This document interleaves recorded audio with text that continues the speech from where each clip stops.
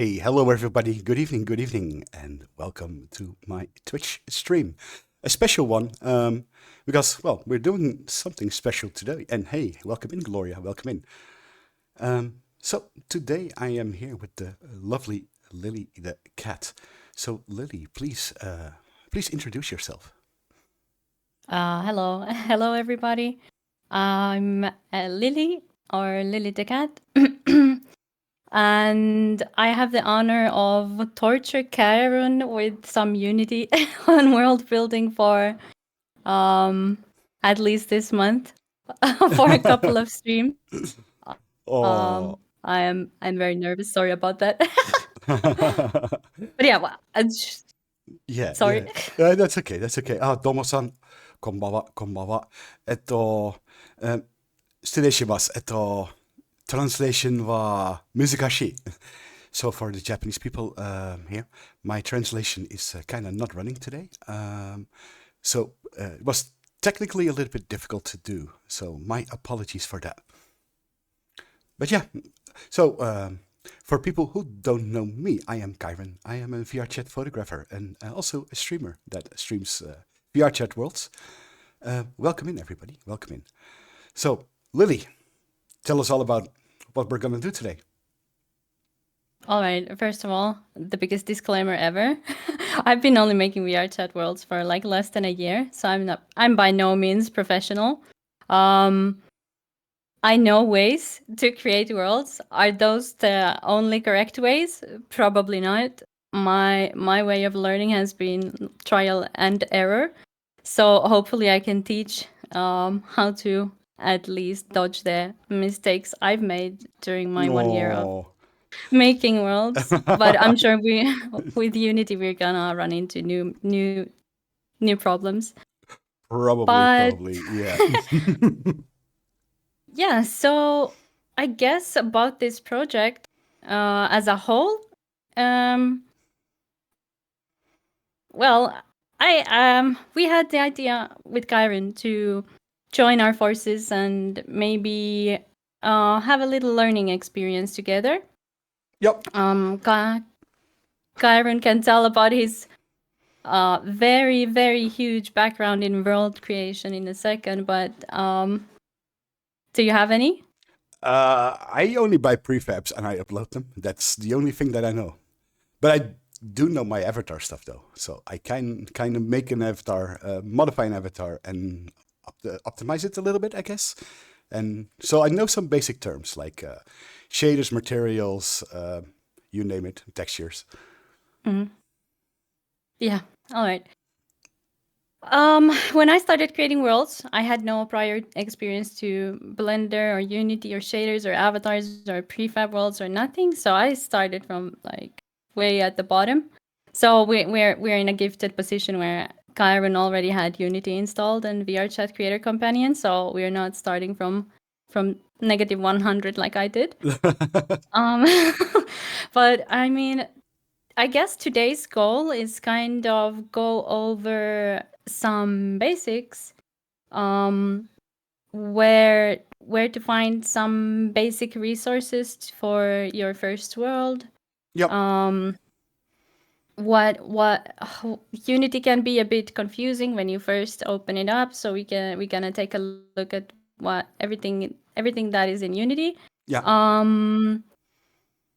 The world that we will be creating in over the following weeks for Kairun will be very simple and basic. So don't expect like Don't a expect, massive yeah, don't expect open world. Finn's works or Honey or maybe the beautiful work that Tonton actually makes or Lily herself. Yeah. So it's a learning experience, and hopefully we will have like some sort of world for Kairun at the end of this series, and maybe take take Kairun's lovely community there and Yeah. Let's have a see. little get together. Cyber says here, in before Bro creates the next Rain Dance immersive. Oh no, that's not gonna happen. Oh. So allow me to put on some music for so it's a little bit easier for chat. So I'm gonna put some Spotify on, like some copyright-free music. Let me know if it's too loud, because I can't hear it. I can't hear the voices, so let me know if it's too loud, if I should tone it down a little bit. I will do it on the spot. Music is good volume. Okay, we'll keep it like this, so we have a nice, relaxing atmosphere to work in. All right. If you have any questions during this process, please fire them up in chat.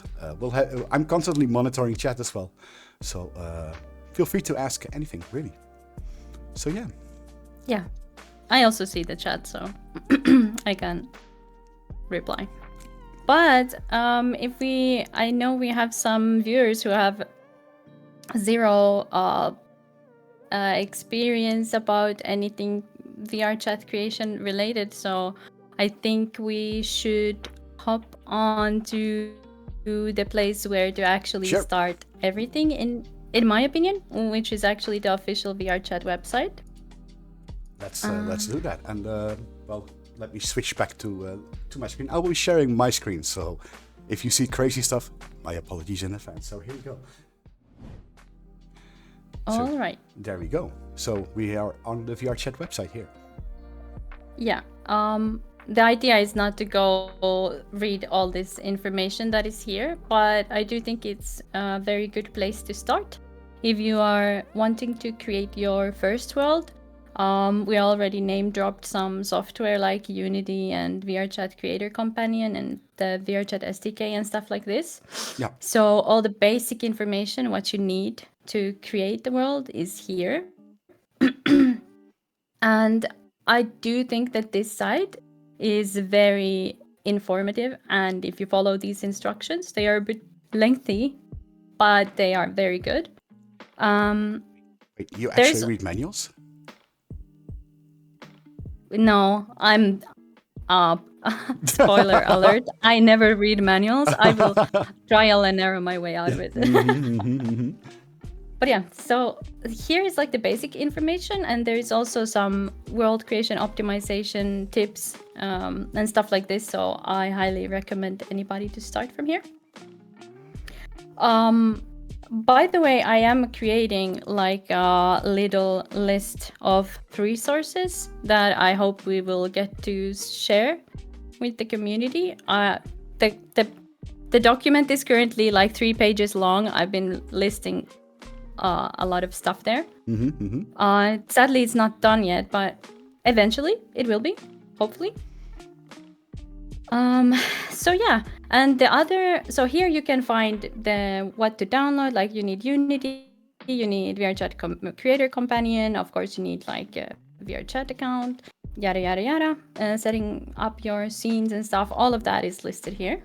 So this is the first place you're gonna go to. Then you're gonna install all that software that is here, and another very good place to go to at the beginning for resources, you actually have it open in the tab over there, Kaerun Unity Asset Store.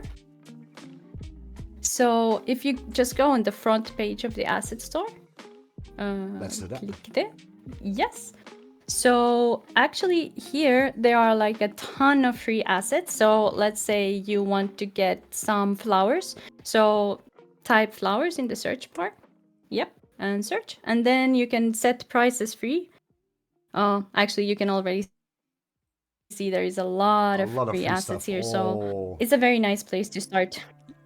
And this, yeah, and the nice thing about Unity Asset Store is that when you are logged in on your Unity account here and you buy something here, it will automatically go to your Unity software where you can install it to your project. So you don't have to download anything from here. That is very You can convenient. just get it here. Yep. And then you get it there. But I think we will get into this stuff a bit later, and maybe we should hop on to the Unity side now. All right, so Unity, we have it open here. There we go. Yes, the very scary Unity. It's very scary Unity. Front yep. page. Yep. There's only one more thing that gives me worse nightmares, which is Blender, but this comes pretty close. Yeah. So, I remember when I first launched Unity, I was like a blind mouse drowning. I was like, I have no idea what I'm looking at. So, to get a quick overview, I do have to say this is not the standard scene that you will have when you open up Unity. We did do a little bit of pre-work, so we don't have to spend 30 minutes downloading a bunch of stuff to the project. So we already installed things like shaders and skyboxes and some other essentials. Yeah. So when you open up Unity for the first time, it will not look like this. It's But probably to get a quick... it's quite bare, I think. Just a white ground, I guess. With blocks, I guess. When you first open a Unity world. Yeah. All right. So to tackle this information overload, let's start from the left side. There is your hierarchy. So there you can see this is your hierarchy. And the world _ Kaerun is the scene. So the scene includes, well, so far not much because we haven't added anything to the scene yet. But you have your VRC world, main camera, directional light, event system. And when you start building things and adding things like houses, props, terrain, trees, lights, whatever you add, it will always go into the hierarchy. So that's kind of your library of assets and things that you have in your world that you will be creating. And one huge massive tip is to keep your hierarchy organized. I spend a lot of time organizing mine. It's very useful and saves you a lot of hassle. Ooh. But that's something we get into later. All right. Yeah. With avatars, it's kind of the same. Hierarchies usually aren't that big, but yeah, but like with worlds, you can have hundreds and hundreds of things in there. Try me. All right. So then if we move down from the hierarchy, we have a lot of things, this big thing here.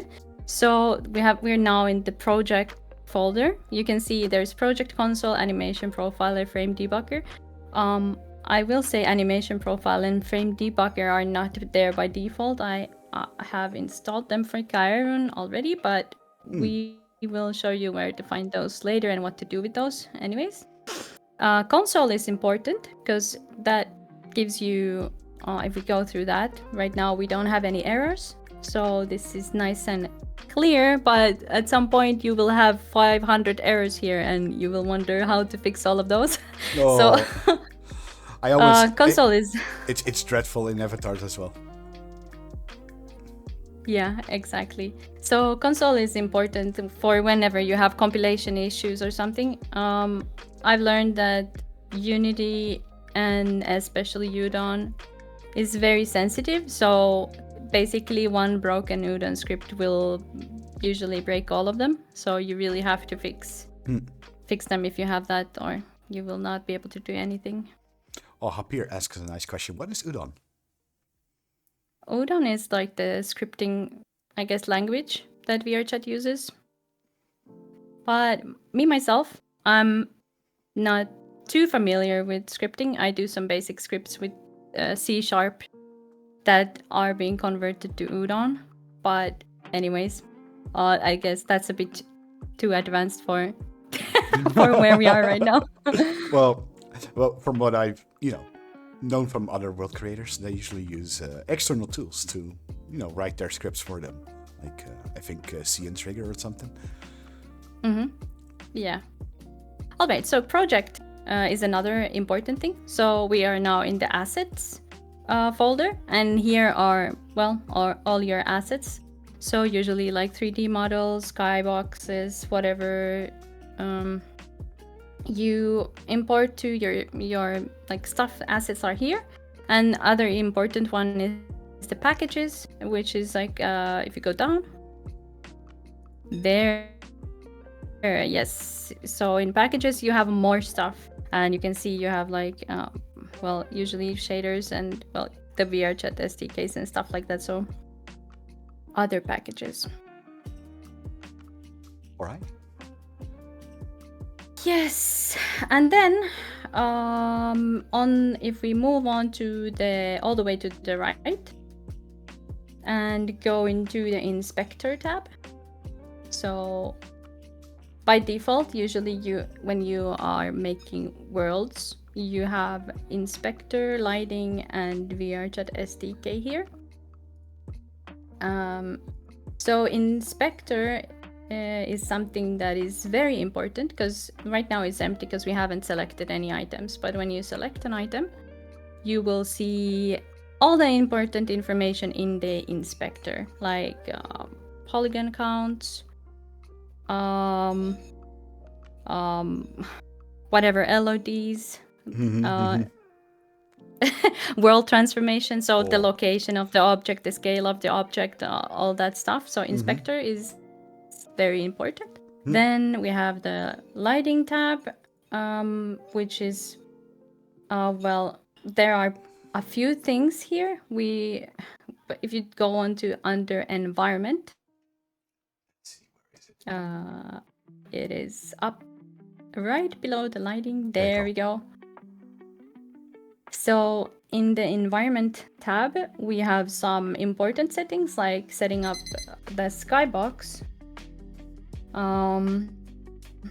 And we can also fiddle with like environmental lighting and things like this, reflections. But the lighting is probably something we're gonna discuss a bit later on. So we are not gonna spend too much time on it right now. Let's take a closer look at it later. And lastly, on the right side, if we go just to the VRChat SDK, so right now you're not logged in, but when should I log in? You don't need to. It's okay. We don't have to yet. So okay. Here anyway on the SDK, we have the builder, which is important because that's where you can see possible errors in your build before you publish it, and that's where you actually like publish your worlds to VRChat, and then content manager where you can see the past things you've published and so on. But that's very important. Basically, for the people who make avatars, it's the same, pretty much. Yep. Yes, that's the same. So now that we are not so scared of Unity anymore, we should go install our Pro Builder, I believe. I guess. So let's have a quick look at chat first. Let's see. And Kim says I already lost it. My Unity thing is like stuck or something. Your first time actually might take a while to load, so keep that in mind. The first time you open up Unity, it's gonna take a long time for it to load. And hey, Marangel, welcome in. There we go. And Miso asks a question. Pro Builder is free? Yes, Pro Builder is completely free. It's Unity based. It's very simple to use actually. Very beginner friendly, I'd say. It's a 3D modeling software that I mainly use to create simple geometry like buildings. But you can also make like tables, chairs, you name it really. The downside of Pro Builder is that it's not nearly as good as Blender, like what comes to rounded surfaces and stuff like this. So Blender is superior by far, but you can absolutely make incredible homeworlds and basic worlds with just Unity's own software. Let's see how Pierre says, would any of the assets, tools, or software we will use be paid? There are some that are paid, yes, that I have so generously gifted Kaerun. But we will go over free resources as well. And I am, like I said, I am gathering up a list. There are like a lot of free resources. Unity Store is only one of them. But yeah, we won't be doing anything too fancy. That would require paid things, I think. All right. So if we go to the top, where you have file, edit, and so on. Yes. So I forgot to go over this. So if we go on to the right, we have window. Yes, and package manager. Go down. Let's see. There it is. Perfect. So earlier I was telling you that if you install something from the Unity store, it actually comes here. So right now, if you go right to the top left corner of your window that you opened, you have packages in project. You click that, you click my assets. And if you had downloaded any, like right now you have bakery here, so it would be here, and then you just download and import from here. So you don't need to go into any external sources. So everything that you purchased or got for free in the Unity store will be here under my assets. That is super convenient. It is very convenient, yeah. Should I download this one? So let's not do that right now. Alright, Perhaps alright. it might take a while. So then instead of going into my assets, we go to Unity registry, which is the top one. And here are all the free software that Unity provides you. Yeah. And now if we go, they're alphabetically ordered, so we can go down all the way to ProBuilder. There it is. Yes, and install. Let's click the install button.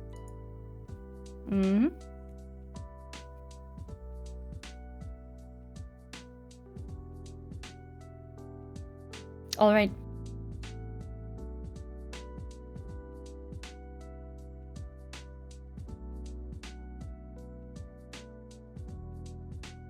So for those who have used Blender, the navigation is slightly different on Unity than it is on Blender. I preferred Unity's way, but To be honest, just me too.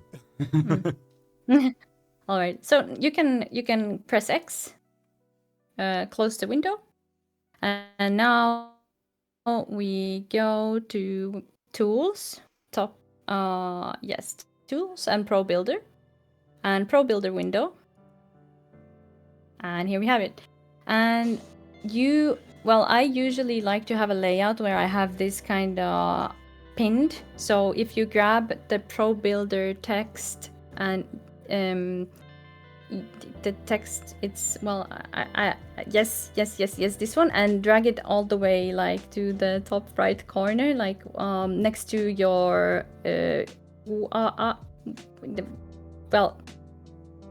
little bit to the left. Sorry, this is, yes, here would be good, I think. Yeah. Okay, it's not how I envisioned. Wait, let's try this again. Oh, no. Yeah. No. You need to drag it down. Sorry, my bad. Okay, let's do. Yes, here is good. Perfect. All right, okay, all now right, make all it a bit smaller. Let's do that. There you go. There goes all my credibility. No. All right, so now we have two new things here in the scene. So first new thing is, of course, the ProBuilder tab that we just added there. But you can also see on the top of your, like in the middle of your scene view, there is now, yes, these things. And these are the tools that you mainly use to, how do you say it, interact with whatever objects you're creating with ProBuilder. So, are you ready, Kaerun? Are you ready to do your first cube? Well, it's always a special moment, huh? All right, let's do it. All right. So, in the ProBuilder tab that we just created, yes, click New Shape.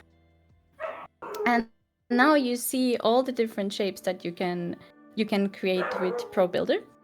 Also, I do apologize if my dogs are screaming at the background.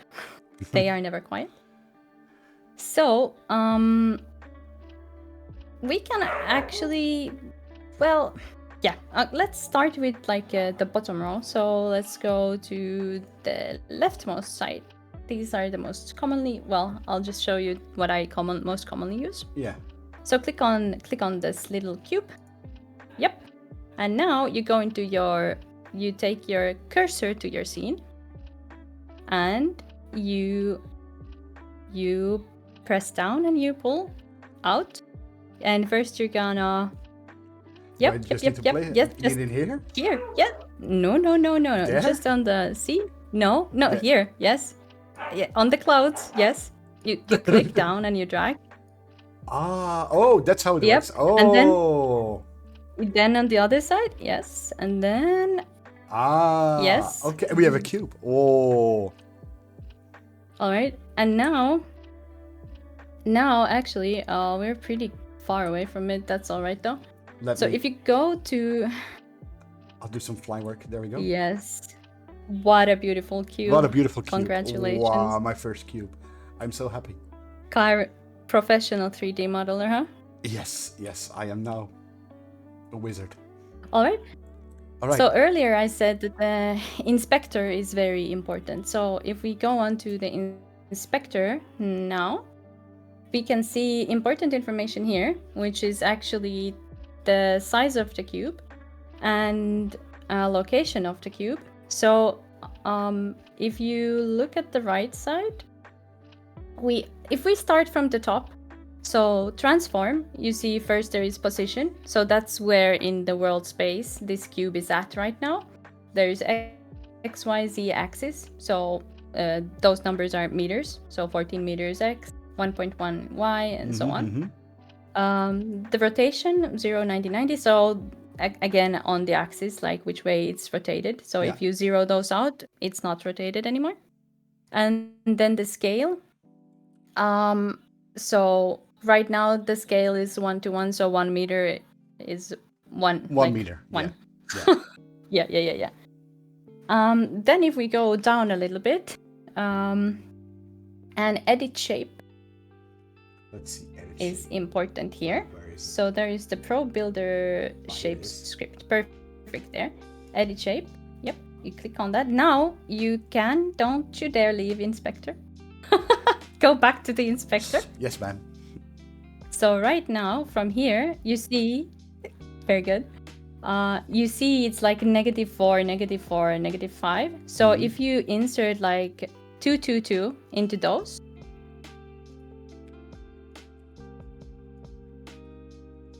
so now you have a cube that is 2 meters tall, 2 meters wide, and 2 meters depth. X, Y, and Z. It's a perfect cube now. 2 by 2 by 2 by 2. Yes. Exactly. Yes. So this is actually very, very useful when you need to create like specific dimensions. I personally don't use the scaling tool on Pro Builder meshes because it also breaks UVs, and I guess we will go into UVs at some point. But if you have like if you need to get something, it's better just to do it like this with specific dimensions instead of creating a random cube and then starting to stretch it out. Mary just says, well, the scaler. Oh no. Okay. Well, the scaler doesn't break UVs per se, but if you have, let's say, a picture of a flower on one of these sides of the cube and you scale it, it will stretch the material. And yeah, you can fix them later on, but I rather just not have things to fix. But personal preference. I know some people like to fix things, so you know. All right. So now if we look at the top thing that we found, but that we had as a new thing. So in the center of your scene, these things. So the first one that we have selected now, so actually, before we take this, could we go to all the way to the left side of your scene? So there is a hand picture. Yes, perfect. So what we have here is a hand. That's like you can grab the more like the view, not the cube itself. And the next one is this. Yes, move tool. So now you can move the cube. So when you pull these arrows, you see that the world transformation, like the position of the cube, is changing. So when you need to move stuff around, this is very helpful. So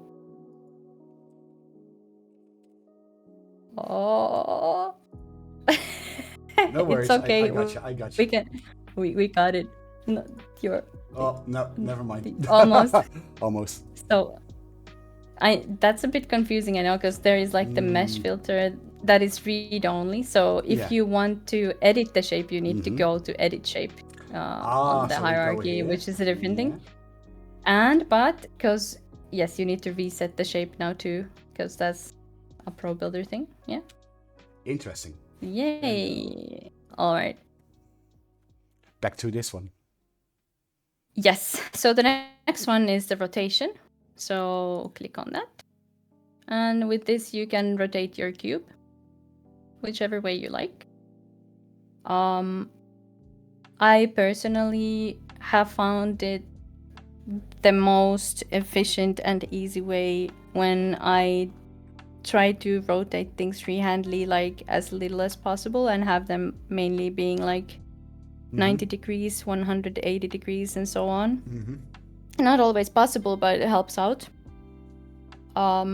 Lining things up, like if you end up putting together a lot of different things and they're all like random rotations, like 98.1, it's kind of difficult. It's easier to line things up when they are like, I guess that is geometry, and that might, by the way, totally be my autistic brain. Sorry. So blessed. Thank you for following. So should I reset everything to 90 back? You can. Well, actually, we can leave it like that for All right, we'll leave it like that. for now. So the next one is the scaling tool. And now if you, we had the transform, where is the scaling as well. So here you can do the same scaling with the tool. So you can stretch it this way and you can stretch it upwards. And now you see that the picture that is on the cube, where it used to be actually like 1 meter, you can see there is 1 meter mark. So now that no longer applies. So now 1 meter is no longer 1 meter on the cube. But yeah, so but the scaling thing is actually very, very useful, not only for scaling, but also for actually getting symmetrical loop cuts. But you will find out what those are a bit later. Okay. And if you press on if you kind of drag on the gray cube in the middle of the scaling tool, that picks up every side at the same time. Yeah. All right, I think that those are the most important things there. There are a couple of other ones, but we don't need to take a look at those so far. Yeah. And now we can go to the center of the scene. So the first one was actually, could you change into, sorry, the underneath the hand there is the move tool. Yes, let's take the move tool. And now we are moving the whole cube. That is on the center of the scene. Sorry, English is not my native language. That's okay. I lose words sometimes. So if you click on the next one, at the top of this one, now you see there are tiny gray dots that appeared in your cube. So now you can select, they're all in the corners. Wait. Corners of the cube. Yep, so now you can select I guess they're called vertices instead of the whole cube. And now you can move that individual vertice. So you can manipulate the shape. Oh, that's interesting. Mm-hmm. And we are currently, yeah, can do anything you want with this. So we're currently in a mode where there is no grid snapping. But we could like create symmetrical, we could set like a grid on this thing, like between like every 10 centimeters or something, so we can have like accurate moving of the vertices. So how do we do that? Oh, you want to... Let's take a look at it later. Oh my god, I am the most chaotic teacher. Oh my. All right. Let's take a look at that later. All right, let's go over the basics first.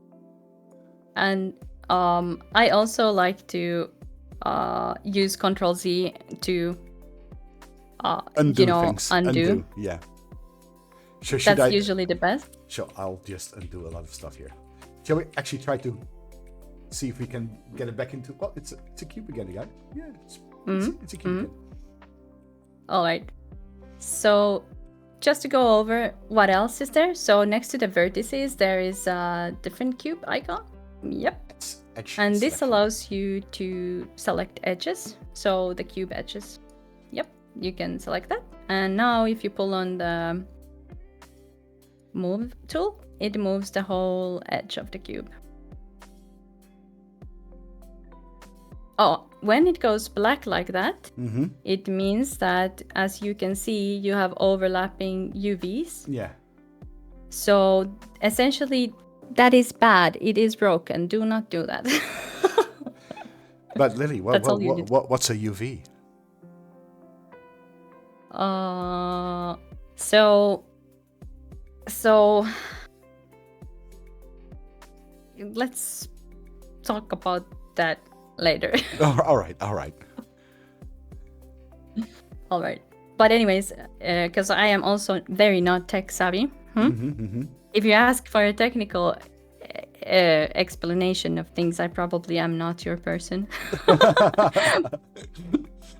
I just know this breaks things. It breaks stuff. But basically, it's like two faces on top of each other, and they are like overlapping. So UVs, they're like different UVs. They're like light. Okay, now I guess I got into the explanation, didn't I? So you have like material UVs. Like if you when eventually we will get into the building part, and we will get to make materials. So we place the material onto this cube, and we have a material UV. So for the people who are new to Unity, what's a material? What does a material do? Okay, so right now this cube has a Pro Builder default material, which is this white material with the 1 meter signs. But if we're building a house, we wouldn't like it to be made out of this prototype stuff. So we will create our own materials, like wood floors or wallpapers. So with a material, you can apply like properties to an object. I guess. Yeah, they're like textures. Yeah. All right.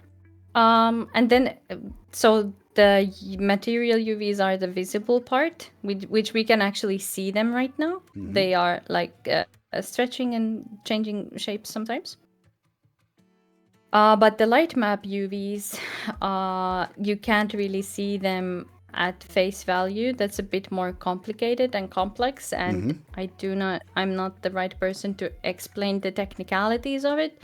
All I know is that I've been losing many brain cells on Blender fixing light map UVs, because basically it tells when we eventually get to making light maps, so baking lights into our scene, so lighting up materials and objects.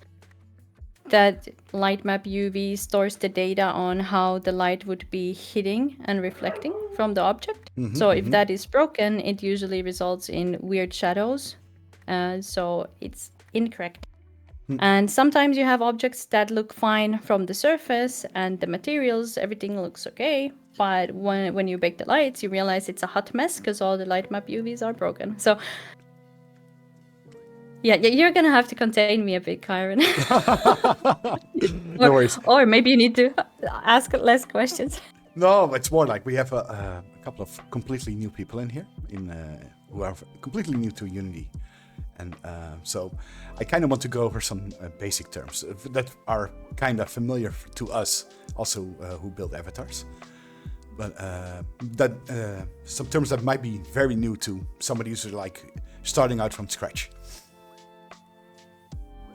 Yep. All right. So at the top, we have one more thing. So this one, face selection. So this cube has faces, and this one allows you to select a whole face. So select it. Yep, that one. And now you can move it.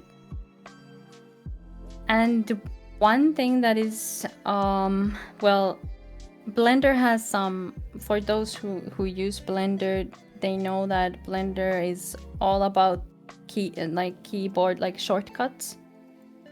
There are like a few keys that are important in Unity too, not as much as there are not that many and not as confusing as in Blender. But as an example, if you press Shift and then you pull up the face, you can see that now there is a line where you started pulling. Yes, that's actually so your origin point, I guess. Yeah. Yeah. So, and now if you let go, and now you press Shift and pull up again, it makes another you line. see you created another line. So these are called loop cuts, and that is one way of creating a loop cut. And loop cuts are very important because that's how we start manipulating the geometry, essentially, to create like windows on buildings or doors or whatever. So there are a couple of ways of doing loop cuts. This is one way. I use this like for things that don't need to be like as accurate, maybe. But if we go into the edge selection, so now we're in face selection, we go to edge selection, and just choose one loop cut. Yes, like that one. And now actually the Pro Builder tab is gonna come into play. So we have more stuff there that we haven't touched yet, all of this. So there, if we just keep to the loop cuts right now, you can scroll down. There are like red things. Yep. So press insert loop cut, edge loop. And you can see now right in the center of your previous loop or edge, that's an edge. Right in the center of your previous edge, now there is another loop and a new edge. So if you choose both sides, like yes, this one, and hold Shift, and you can select multiple. No. Just hold Shift and pick the left side cut as well. Yep. And then insert edge loop again. And now you have two. So this is how you can start creating I like to use this to create symmetrical things. Yeah. Of course, you have both these loop cuts selected, so you could move them around and do whatever you want. If you do that, you can move them. So, and now you broke it. Yeah, never go this over. Cannot. Yeah, you can never go over. And now if we take a look at the geometry a bit more, if you go to the vertices, selection. Let's see. Yep. Now you see you have every single place where the loops kind of cross each other, you get more vertices. And these are very useful for, I guess, a bit more complex geometry, which we probably won't be doing. But just to demonstrate, like if you can connect these vertices to each other. So if you take that, click that one, and go across to the bottom right corner of the, no. You need to choose another vertice, Okay. like let's see. Let's pick this one. that one. Yep. So now on the right side, you have connect vertices option. Let's see. On the red ones. Here we go. Yep. Now you see you have just a small line in between these two. Interesting. Yep. All right. And earlier I said that the scaling tool is very useful for loop cuts. So if we take a different look at this cube, if you take the edge selection again, yep, and then let's look at, let's place edge loops on the right face of the cube. Yep, here, just choose that. Can we have a view of straightforward so we can see what we're doing?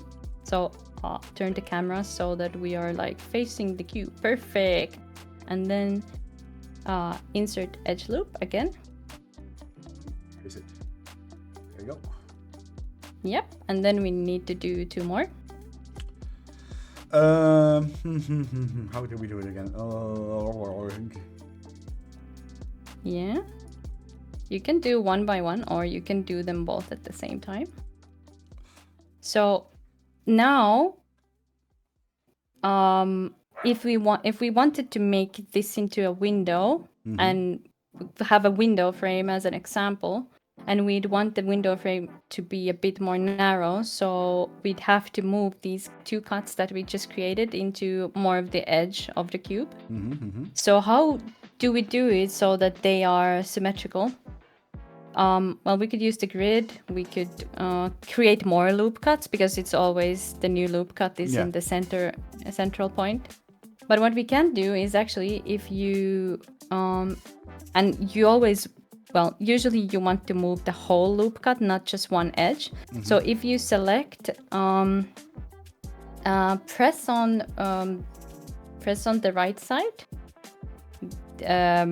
cut that you just created. Yes, and press shift and select the other side too. Yep. And then if you go to your Pro Builder tab and scroll up there into the blue section, there is select edge loop. And now you've selected both of them. And if you go to the scaling tool, so now we're in the move tool. If that is on the left, yes, and scaling there. And now if you pull on the green arrow thing, you actually move these at the same time, the same distance. So this is very helpful for creating symmetrical geometries. Oh, I probably have to do this 20 times before I get it. It's okay, that's what I'm here for. Yeah. And so Marangel says, can you insert multiple edge loops at once? Well, let's see.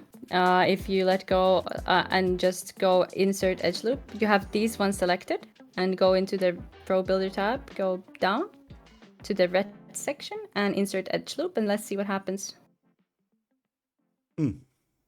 So and if you back out a bit, you will see that it's not only here, but every single edge that you had selected now created a new edge loop on them. So yeah, you can do as many as you want. All right.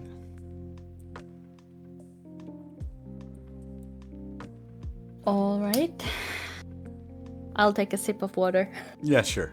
Well, we can take a break soon. We're already going on for 15 minutes, so let's take a break in 10 to drink some water, and then. All right. So, I think that's like the most basics of the basics. Like, you know where you if you want to create a new 3D object, you know how to create that. You know how to select different parts of the objects, how to manipulate those objects, and now the edge loops are also important. And now you also know how to move the object, how to rotate it, and a bit of what to do with the scaling tool. They're like more advanced things you can do with Pro Builder, but we're gonna keep it very basic. Yeah. One more thing, if we look at the Pro Builder tab on the right, if you go to the top, let's go from top to bottom. So here are like some basic things like the new shape, and well, you don't need to worry about that or that, or material editor or stuff like this. Things that are important here as a beginner, I'd say, is the select edge loop and select edge ring. So edge loop and edge ring are different. They are like different geometries, but helps you to pick up the whole thing as a whole. Always better. Then you don't need to worry about those. And another the next important thing is, I guess, the center pivot. Where is that? Where is it? In the green section. So click on it. And you see that now your material is centered. Oh. Interesting. By the way, welcome in, Ivelka. Welcome in. All right. The Pro Builder addiction begins. I am super addicted to Pro Builder. All right. So other important things. If you go down, the red things are usually ways to manipulate whatever you have selected. So those ones will change depending on if you're selecting vertices, edges, or faces of the cube. So right now we're holding edges. So we have like connect edges, extrude edges, the insert edge loop stuff. Most important probably as a beginner, when you don't need like a lot of fancy smanchy things, is just like the insert edge loop out of this red one. But if you go to the face selection and select a face, yep. So now what is, I think, very important if you are wanting to create like, let's say a staircase or something that you always want to have the same kind of distance between the like levels, I guess. So if you click on the plus sign on the extrude faces. Let's see, extrude faces. Oh. And now you have a distance there. And if you were being naughty earlier and you changed the scale instead of actually doing the cube as meters, this will be difficult to do unless you fix it. So right now, I think we are still at 1:1 scale. So if we put 0.1 here, it's gonna extrude the face by 10 centimeters. And click extrude faces. But if we were naughty before, this would not be 10 centimeters. All right. If you take a different view, you can see that now this has been extruded by 10 centimeters.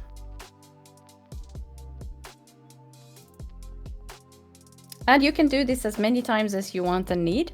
Actually, let's press that a couple more times, the extrude faces. All right, great. Now we have 4. And actually, could you choose a face on this side? Yes, there. And now we're gonna go to the blue section and select the face ring. now we have the whole ring of this object selected.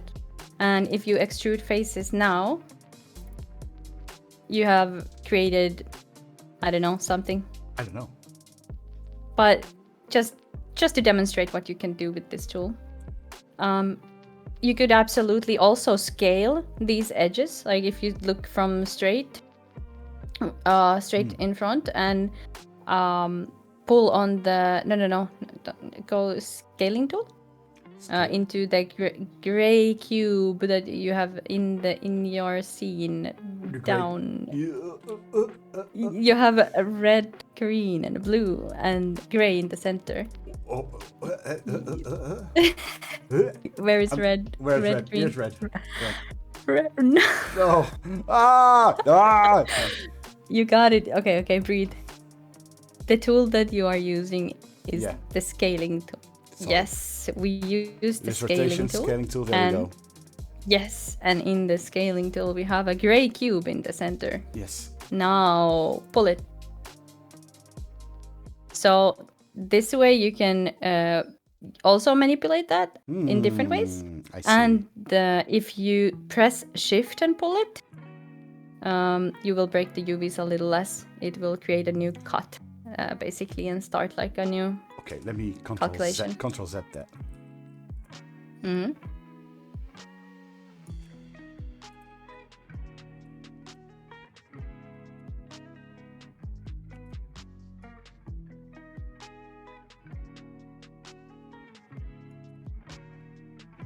All right. Yeah, you can go crazy. Yeah, indeed, you can definitely go crazy. Interesting. All right. So now if we close, you can Control Z and we go back to the Pro Builder tab. Can I close this one? Yes. So wait, now we know how to select edge loops. We know how to manipulate them and the vertices. And you can push, pull, manipulate, extrude. Sounds like time for a break, I guess. Yeah, sounds like a time for a break. A break, so let me go to the just chatting window. There we go. Woo! That is for an idiot like me who has never done some real 3D modeling. This is kind of hard to take in, even though with my my avatar experience and stuff. And even, just manipulating shapes in Blender, creating something from scratch is apparently a lot more difficult. So yeah. So for now, we are gonna take a 5-minute break. We're gonna, have a drink a little bit, settle down a little bit, let it sink, and we'll be back in 5 minutes. Is that okay with you, Lily? Yes. Okay, let's do that. So everybody, be right back.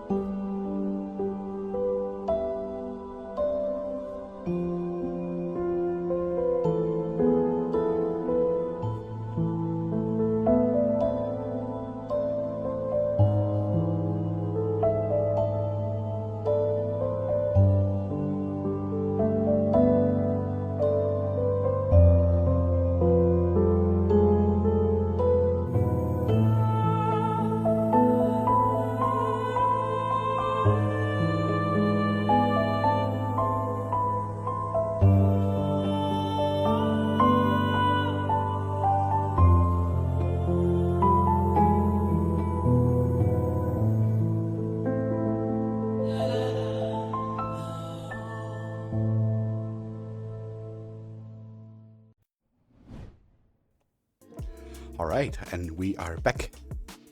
So, how do you guys like it so far? Is it very informative to you guys? Let us know. Let us know in chat. Whew, it's a lot to take in, right?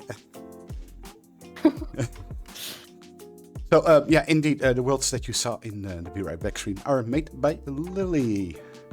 And she's currently working on something brand new. And look forward to it. Really, it's not far away, I guess. Yeah. Hopefully next week. Yeah. Well, fingers crossed, right? Fingers crossed. So Javier says, it's been extremely helpful and well documented. Good job on explaining part, and the stream's been really good. That's good to hear. That's good to hear. So, thank you, Happy.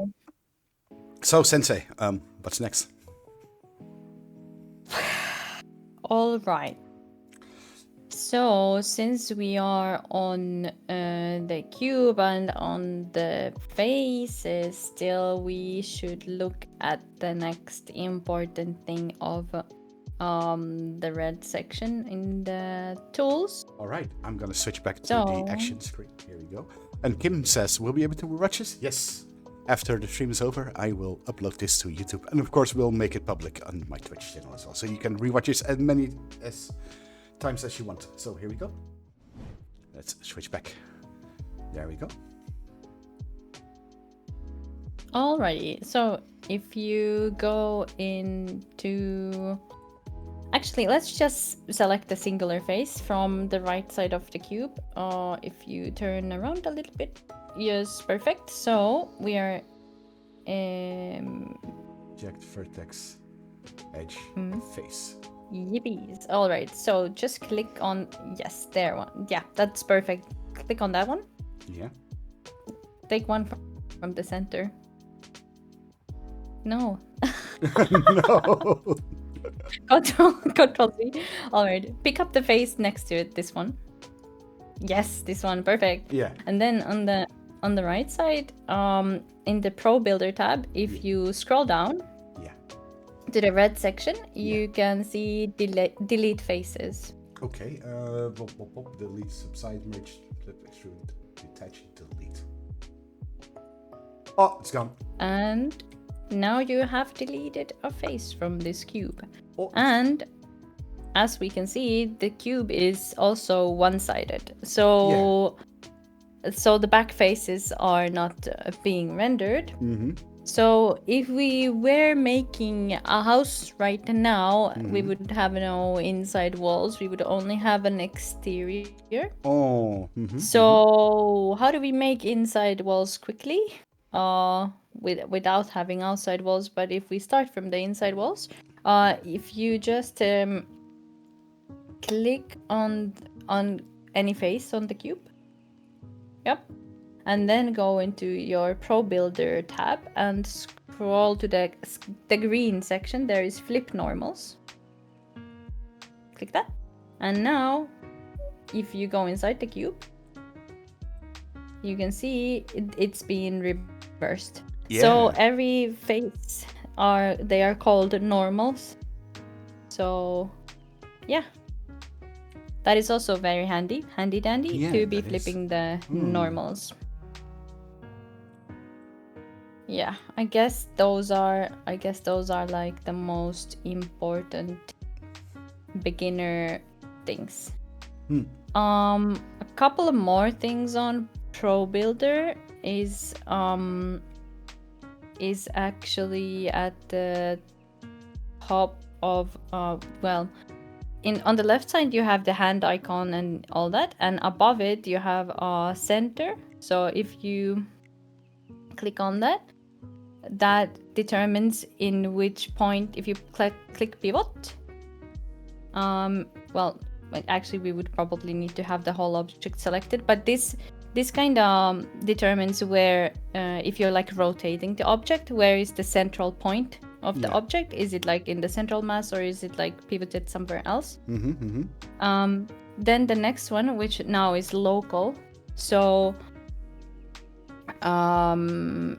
we can have either local or global. So it's especially important when your objects are being rotated.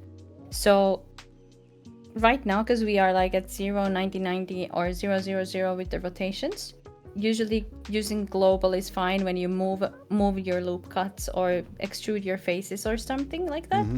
But if you rotate your object, it's not in the global rotation anymore. So if you pull 90 degrees, something for, oh my days, this is the worst explanation ever.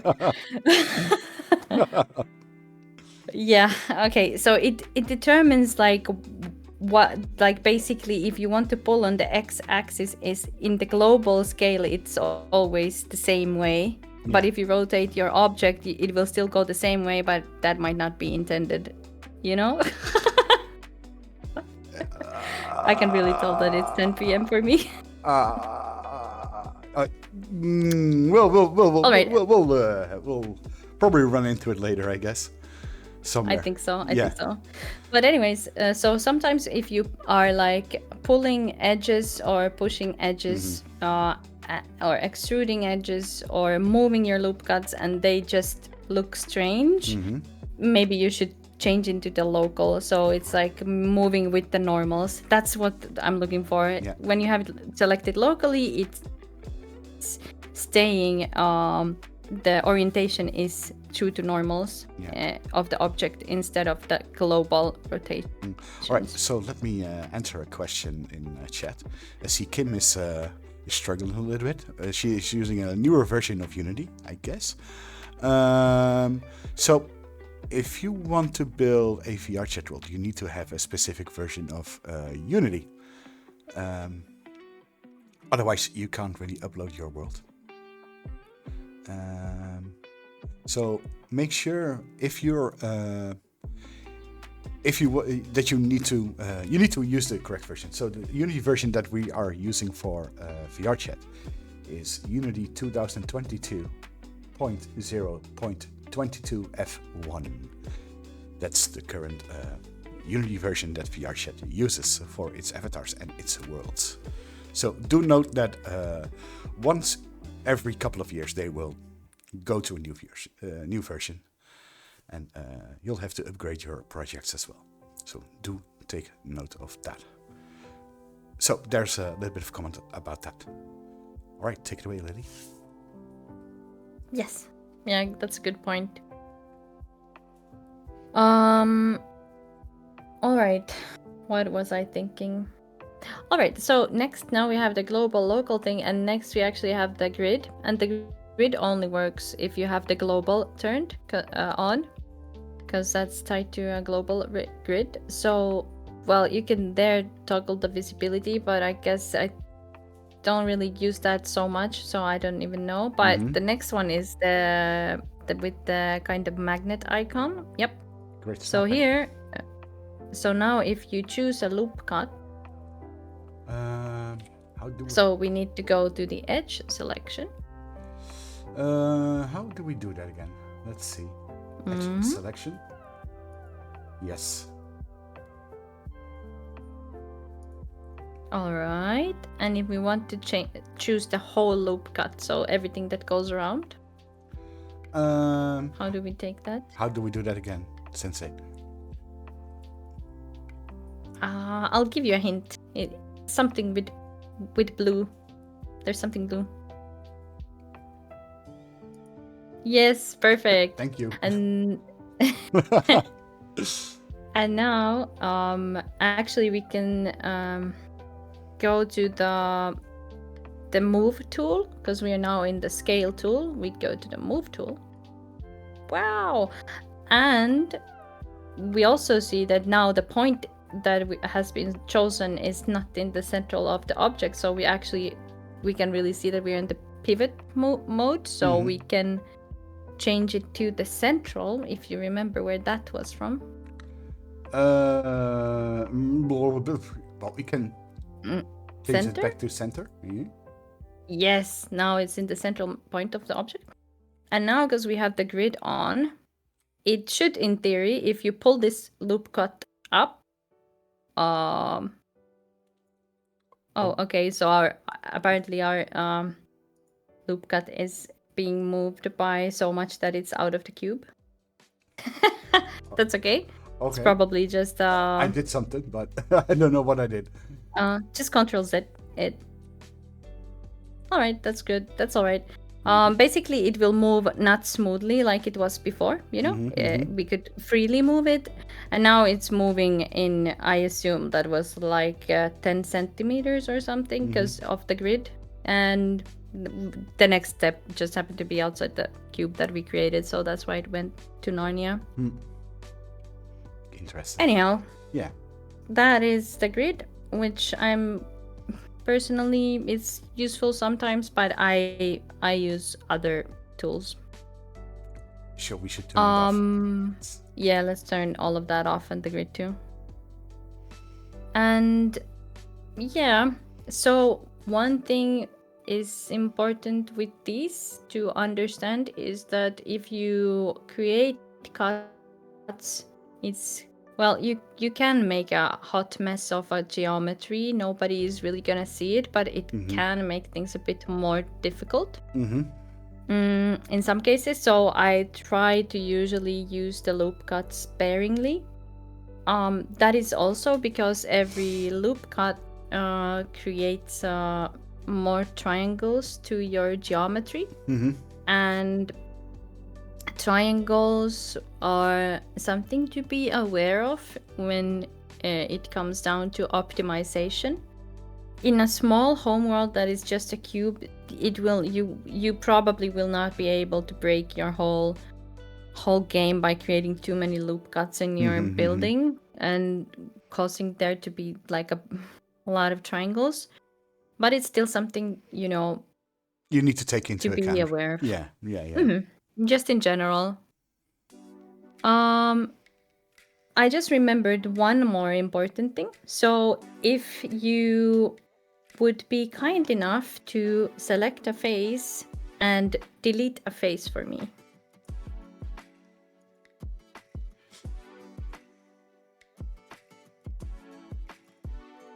Ooh, congratulations. All right, we created a hole. Wait, we didn't mean to create this hole, and let's pretend our Control Z is broken, so we need to stitch this together. No, what do we do, Sensei? What do we do? All right, so we need to select two edges that are opposite from each other.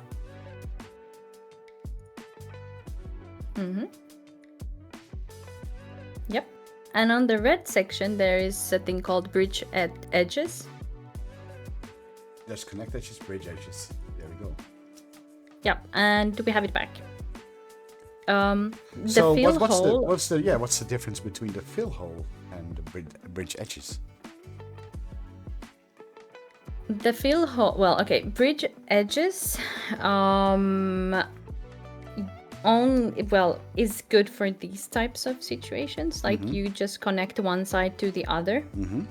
Sometimes it doesn't work. Let's say your geometry is a little bit wonky, like you would have more edges there, and it might not connect all of them to each other. So you can use the fill hole to stitch in more complex geometry as well.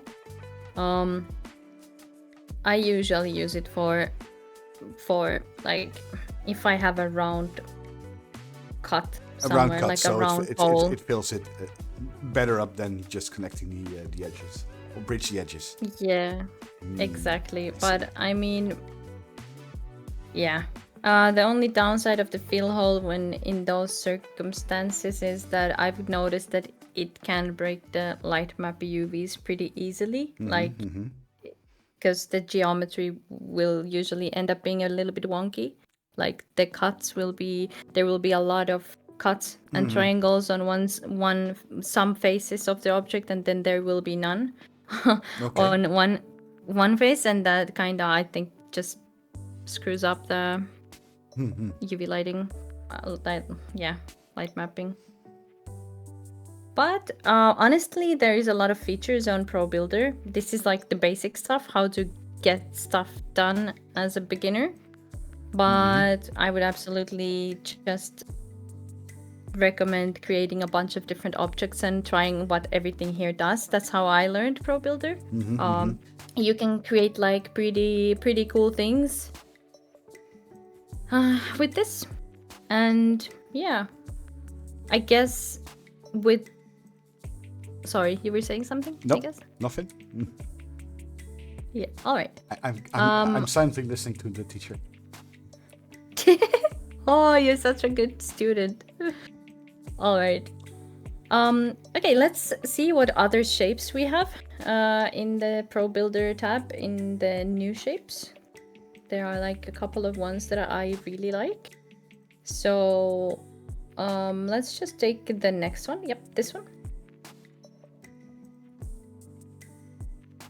You may want to move outside the box. Yes. Yep. Okay, let's just create a new one next to this one. Yep. Let's see. Can I just take it like this? There you go. Yep. Oh, right. I put it very far away. It doesn't matter. It's all right. It's all right. We can go there. So, now if we let's make it like let's get like size just 111, so it's a bit easier to see when it's not warped. So in the inspector we have the size. Yes. What shall we make it? 1 to 1? Sure. 111 is good. There we go. All right. So with this one, we actually have a bit more options there in the inspector. So right now we have a cylinder with 6 sides count. So you can drag that up. This one slider. Yes, and you can see it's creating more faces. So you can make it more round. Yeah. Yep. So you can make it more round. Exactly. But it also adds more triangles, pretty much. Yeah. Yep. Yeah. Usually not like a huge problem. And usually in VR, like close enough with the roundness is like okay. But you can like, well, sky's the limit what you want to do with this. It's pretty handy to have. This is pretty handy, yeah. For round shapes. Yeah. All right. And then next shape would be, let's not do that one, let's do the arch. So next one, yep, this one.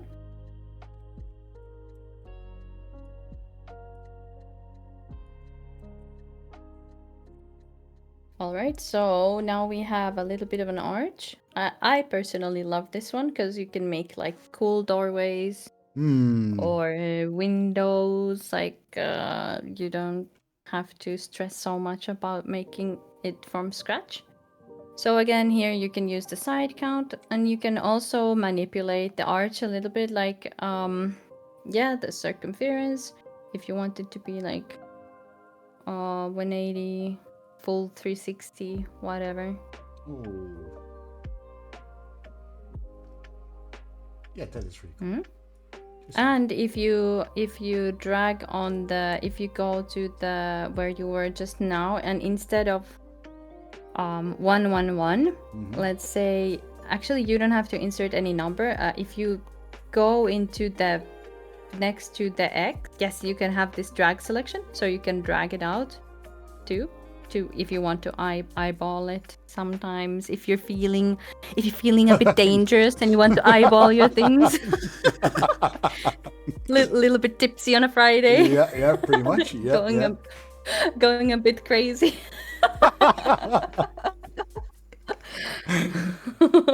So yeah, anyway, you can drag those and shape your arches in different ways and stuff like that. That is really cool. And how would you make this into like a doorway in an easy way if you take the face selection? You can do it. I will probably connect these ones. Face selection. Face selection. Take face selection. Yep. There we go. Yay. Okay, so now let's choose the two bottom faces of this arch. So what is below? Like There we go. under. Oh, No, the underside. we can't see. Yes. There we yes, go. yes. There we go. This Okay. one and this So one. we Oh, take that and that. only these two. Yeah. All right.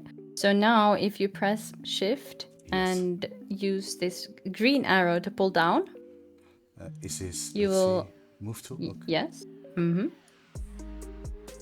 You can see you're like creating like an arched way now. Mm-hmm. Very nice. So that could be like a doorway, arch, whatever. Huge window, I don't know, whatever. Yeah, you have created loop cuts there, and now you're trying to. Yeah, pretty much. I can always control C there. That's all right. Yeah. So I think personally these are the shapes I use the most, like the cube, the arch, sometimes the cylinder. There is also like a secondary cylinder shape. Oh, it's called a pipe now that I think of it. Yeah. So it's like literally a pipe shape. Those are pretty good to use for stuff. And usually when you're like building a house or something, I like to, as much as I can, to have one room out of one object, or even the whole structure out of one object. So I just manipulate the normals. Yeah.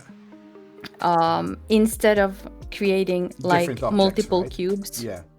Yeah, because it will look a bit funky if you have created like every single wall out of separate objects, as well as the ceiling and the floor and everything. It's kind of hard to attach those to each other seamlessly. Yeah.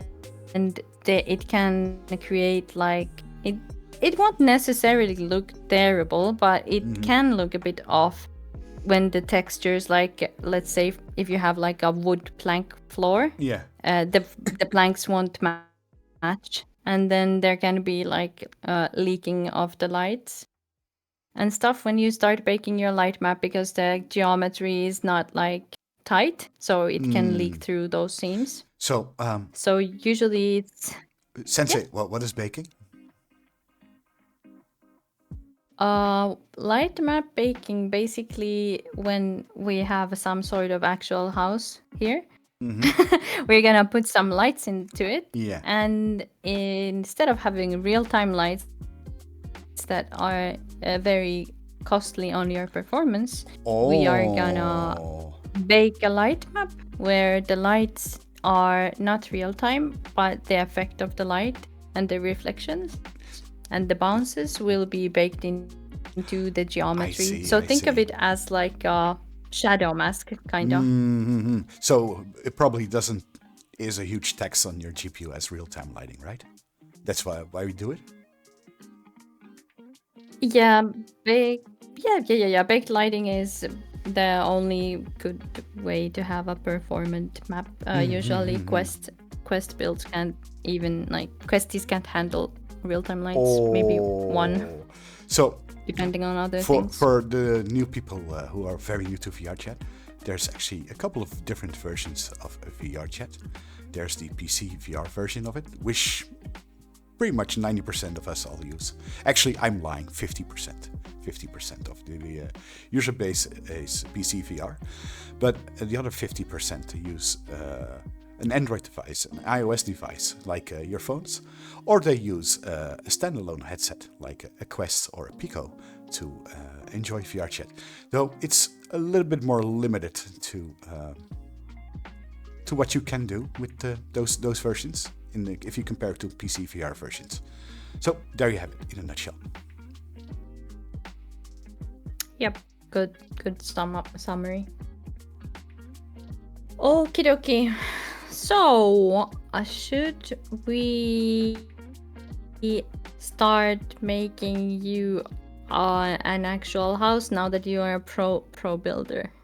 Oh no, no, let's do it. All right. All right, perfect. Oh, So we can delete. I'm scared and excited at the same time. All right. All right. We can delete these unless you want to save them for future generations. Yeah. So for people, we need to select these objects here in the hierarchy, and then Yep. we can delete them. I think. Let's see. Delete.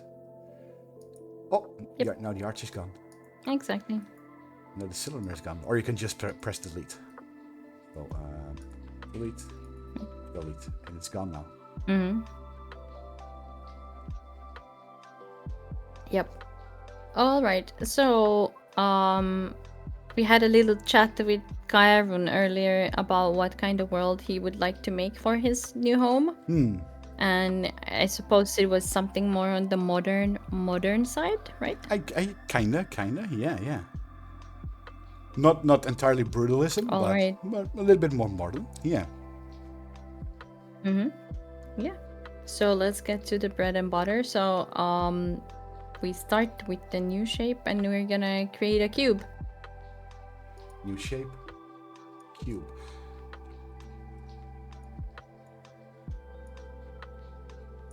Oh, come on.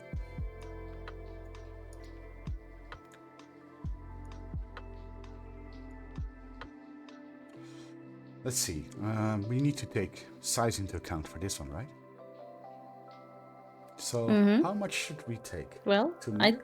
3 meters? I don't know. I usually do it on the inspector. Like Okay. I just create a cube and then I put in All right. the values. We now It's have easier than a eyeballing. cube. All right. It's not Friday yet, Kyron. No, I know. All right. I have a couple of tricks for like scaling things that I was supposed to send you one of those, but I forgot. I actually have this like a bot I insert into my scenes, which is 1.8 meters tall, and I kind of have that as my reference point when I'm creating worlds to keep everything in scale. So it's kind of like having like a person-sized cube for reference to see how big things are, right? Yeah, exactly. Yeah. And that is like especially useful when you're like building something like tables and countertops and all that, so that they are not like too tall or too small or whatever. So Marangel actually has a question. So Marangel, you can fire your question away.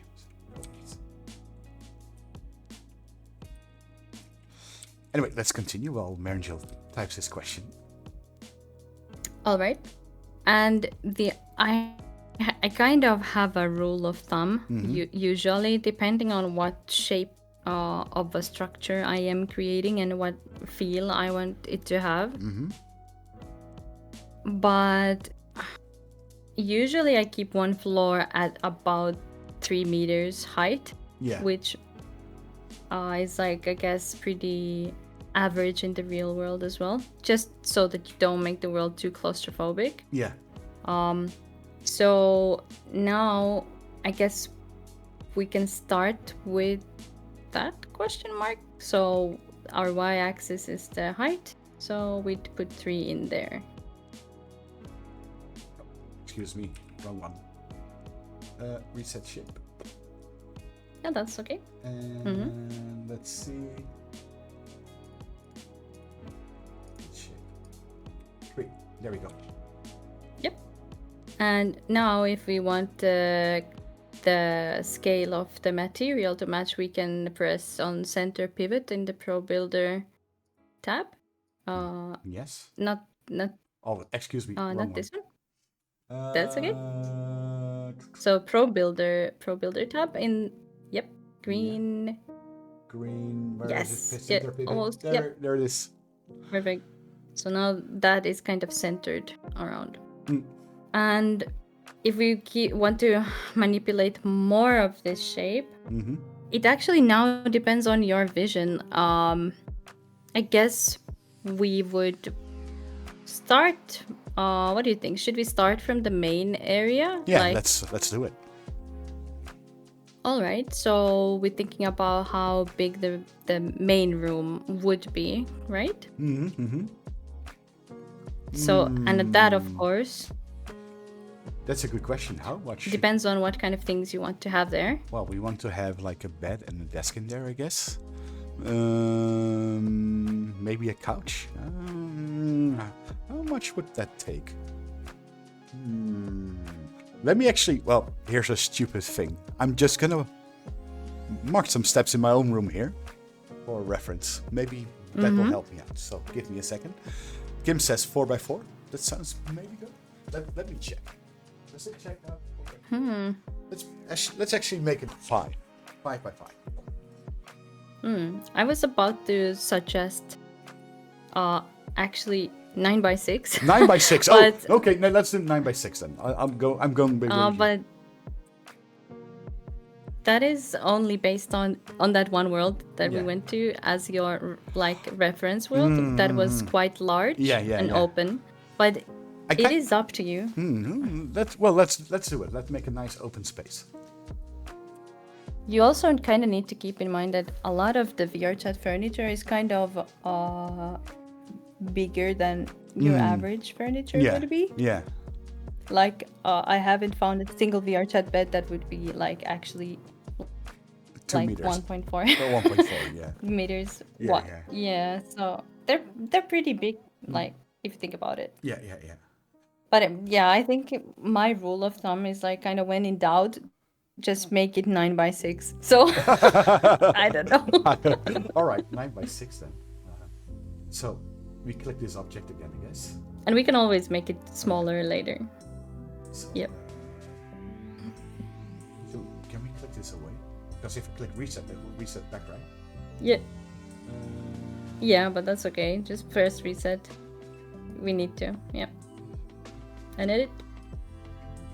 Yes, 9.6. Became kind of big, but here we go. Perfect. All right.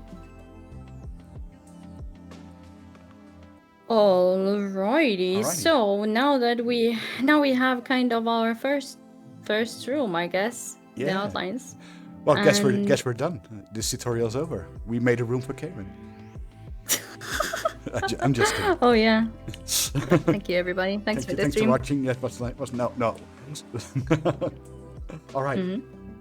So now what we would do is because we are maybe not making exterior for this house. We are possibly only making an interior because of time constraints and stuff. So we would flip these normals now and start working on the inside of the house. Flipping normals. So There we have it. yes. All right, so here's our room.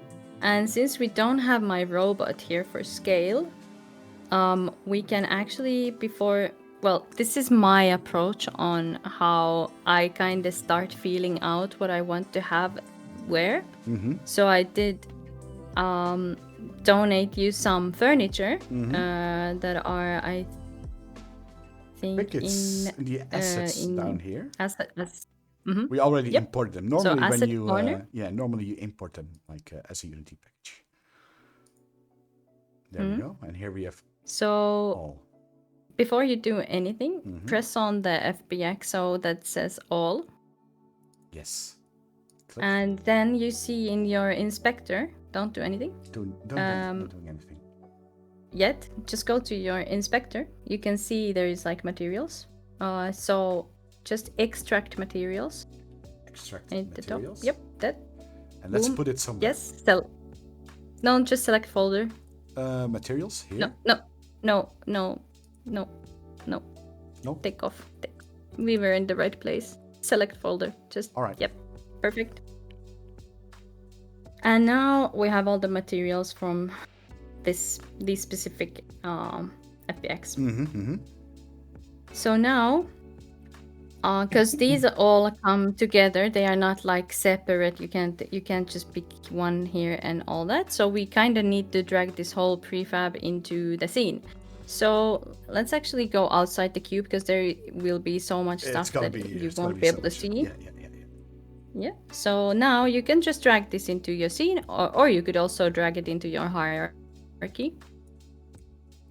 Where did it And go? it's gonna There it is. appear somewhere there at 0, 0, 0. So now we have some assets here. These are paid assets, and I have used my own hard-earned money on this one. I just wanted Please support Kaerun Lilly. to have a Lilly. pretty home.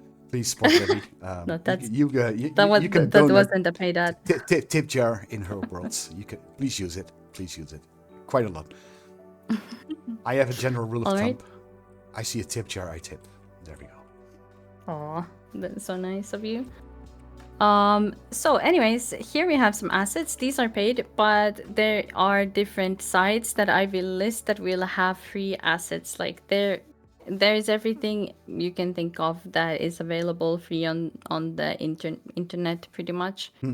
But these ones are now paid.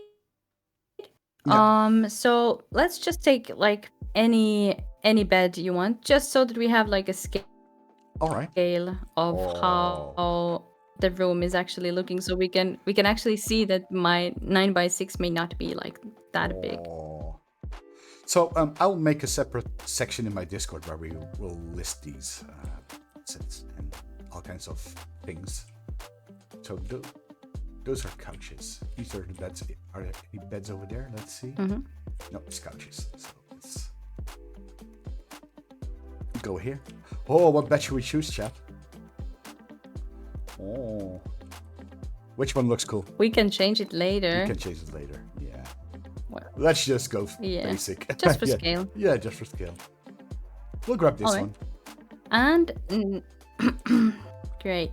And before we start moving it, we need to do one thing in the hierarchy, because otherwise it's gonna be very annoying soon moving this stuff. Yeah. So now, if we look at the left side of our screen, we have the hierarchy, and like I told you guys earlier, when you drag something into your scene, it will appear here. Yeah. So now we have selected the minimal bedside bed thing, but these are still like, this prefab is combined together. So sometimes when you click on it, it will move all of them, and that gets really annoying. So we need to unpack them.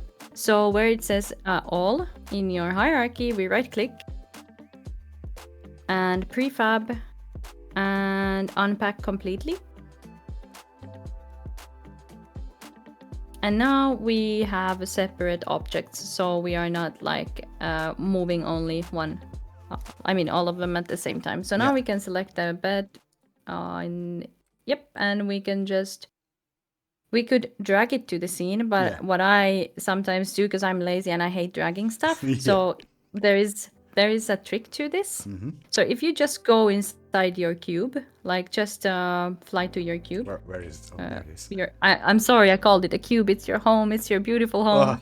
It's a beautiful. All right. All right. So if you just stay there and you press Control Shift and F. Yes. And you back down. What should I do? Back out? Down your camera a bit, and you see that your bed actually appeared where your camera was looking at, and now you just need to zero out the rotation. Okay, so let's click this object. We're gonna do a zero.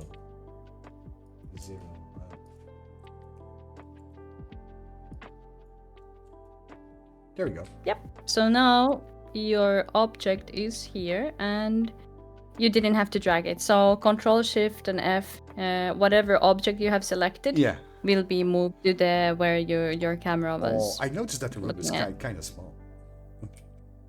Yep. Just move this bed down, so we get a better idea. And it's just for scale now, so it's still floating, Kai. Yeah, I'm gonna look at the.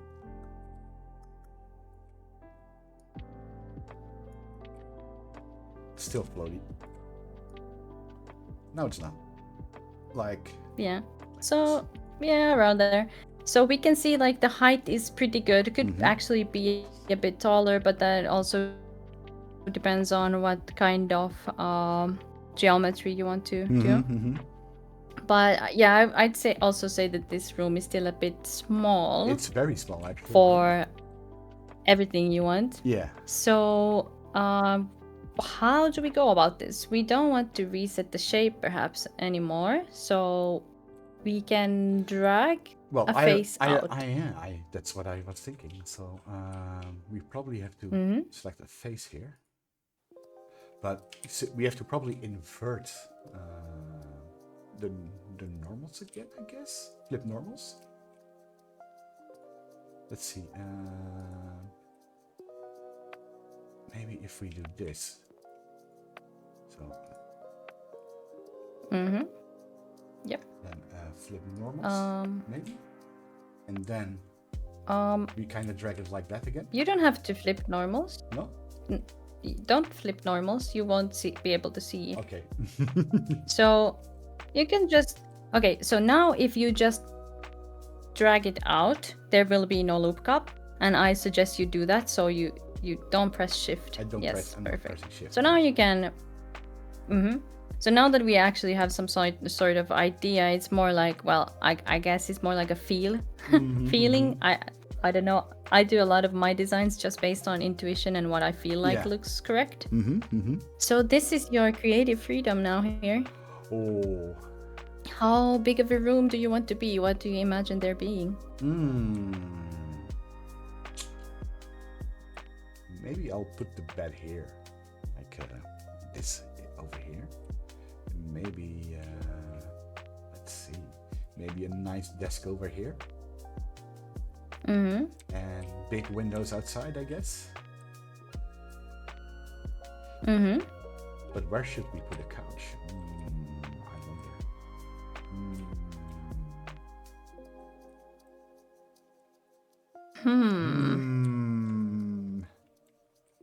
Well, we are not tied to having a rectangular room either. We can make a different shape of it too, like L shape perhaps. Yeah, let's make it let's make it an L shape. So that's your creative freedom. So ask and I will help you. Well, teach me the correct steps to do this. All right. So where would you like to how would you like the room to be shaped now? If you want it to be like an L shape, do you want it like on that end perhaps? Let's see. What would be nice? So maybe like over here. All right. So if you're happy with the kind of width of the room now, then we just need to start creating loop cuts. Yeah. So how do we do that in order for us to create the room over there? Let's see. We probably need to create a loop cut or something like that. Yep. Though you'll have to teach me again. All right. So if we choose that and start making a loop cut there, it's gonna cut the room in half in height. Yeah. So we don't want that because we want it to be the other way.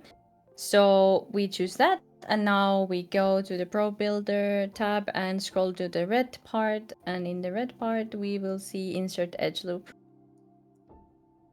There we have it. And I have a general rule of thumb that I always I never move my first loop cut because now I have a central point of the building here. Yeah. So if I need to do some kind of changes later that need to be kind of symmetrical in some sort of geometry, I will always have the central point. Yeah. So this is the central let's point leave of the that room. there. Yeah. Exactly. All right.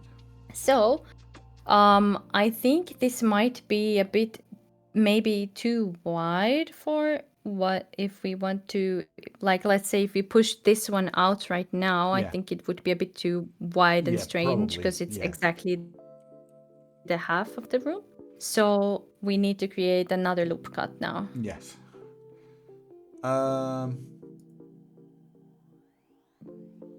Let's see. In the red section. Red. Yep. Where is it? Edge loop. Yep. Perfect. There we go. Mm-hmm. Perfect.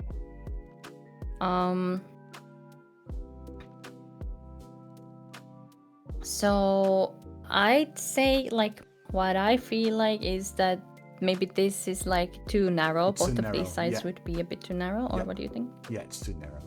Yeah. I think I it see would the be vision. around. So now around we here, I can. guess. Mm-hmm. So now I would create another loop cut there.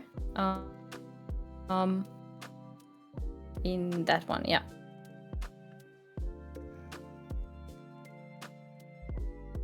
Yep. And if we don't want to shoot ourselves in the leg just yet, we would probably be happy with this instead of moving this loop cut. Yeah. So now, in order for us to push out the room, we need to select the faces that we want to push.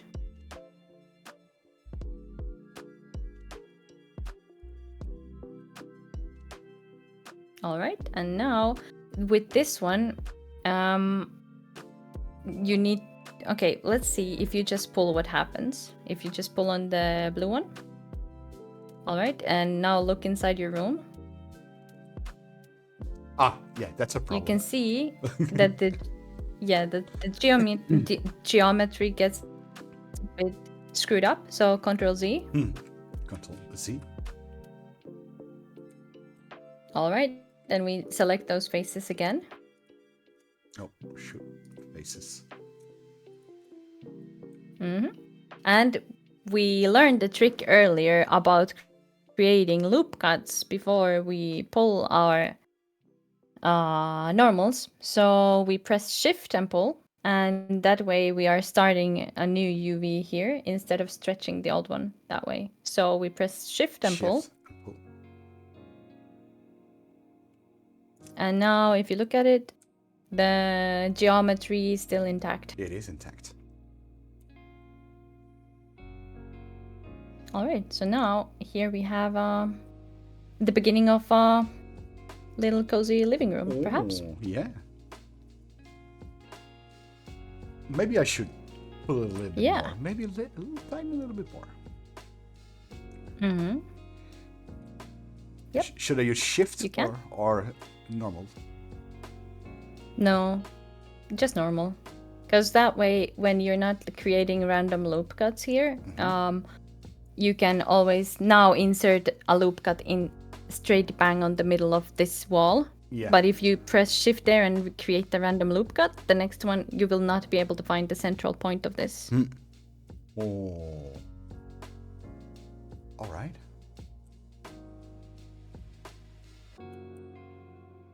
All right. So, I think this room is a bit tiny though. It is. Even for the living room. It's still a bit tiny. I would expand it a little bit, perhaps to whatever direction suits you. What shall we do, chat? What shall we do?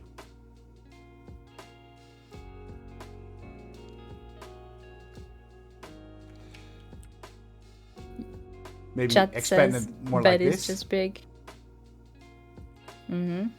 Yeah, that's what I was thinking too.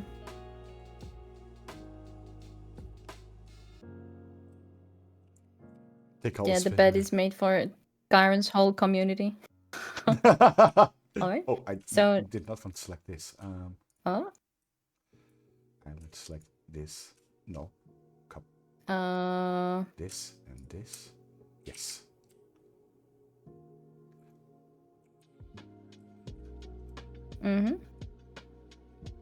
Maybe something like.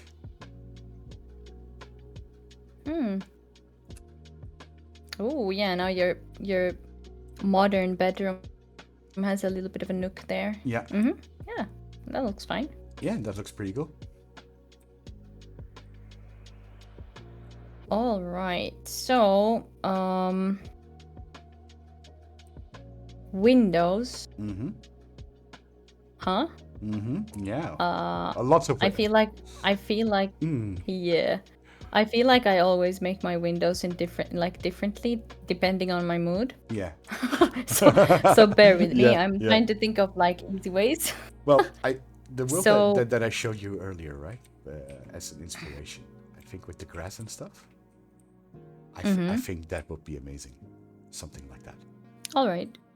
So, well, you know what you need to do is you need to create loop cuts and delete faces where you want the windows to be, right? All right. So now, so you would ideally probably want to have not one giant window glass. I think I hope, probably but like, probably a couple of them, right? Yeah. All right. Let's think about windows. Usually look the best when they are like somewhat symmetrical, especially like the type of style that you're going for, which is kind of modern. Yeah. It can look a bit weird if they're like different Yeah. like width. Symmetry is usually what looks the best, right? And up here says Lily is dissing my idea. Are you? Huh? This thing, what idea?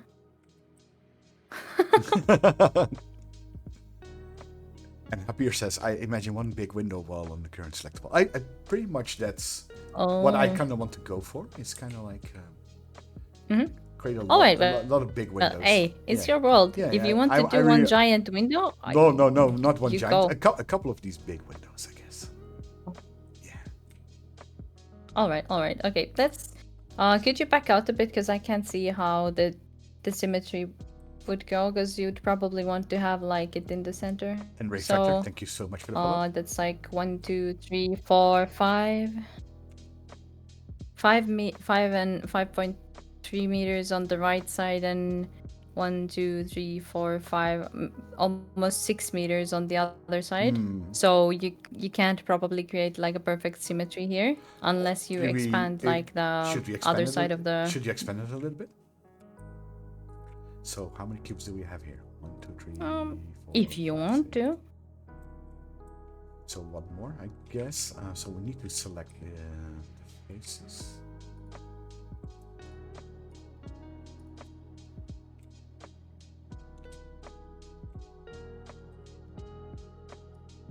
Maybe something. See, now if we were smarter earlier, we would have, instead of eyeballing it, we could have, if we should knew have this just was our put- plan, yeah, but yeah, we yeah, didn't yeah. know the plan yet.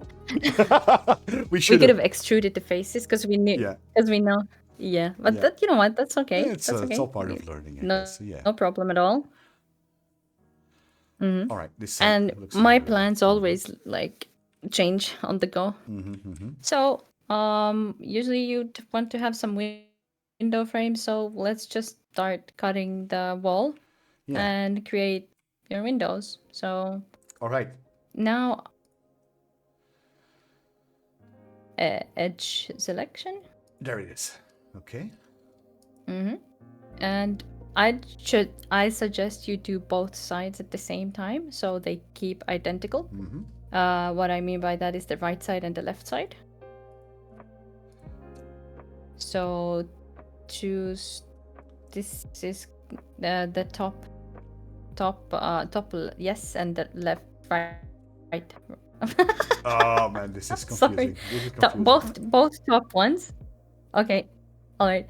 We are creating a cut that goes from up to down. Yeah. Or is that so? If we choose a loop cut that is already going from up to down, it's gonna create a cut that goes from side to side. So if we want to create loop cuts that go from up to down, we need to select a horizontal line. So we choose the horizontal line at the top There we go. and then the one that is next to it. So top. I'm not sure. what have I selected? Okay, Okay. let's pull out. Okay. Pull out the camera a little bit. Yes. So we can see both sides of that. You are creating windows Give me a second. on. There we go. Okay, look at that wall. Go take your camera to this one loop cut that we see in the center, bang center on the wall. Take your camera there. Don't worry about that this right one? now. Yes, move your camera staring straight at it and a bit back up, so you can see both of these big faces. Yeah. Move it back. Perfect. Now you see both corners. So what I mean by left and right is now you have a left and a right side, right? No, the face normals. If you have faces, where I assume you're gonna have two windows here, right? Yeah. So you have that side and that side. Perfect. So we need to choose the edge of the top of both of these faces. And yes. So that and that. And deselect. Give me a second. Yes, there we just go. that. This and this. Yes. Have I? Do I actually All have right, it selected? I wonder.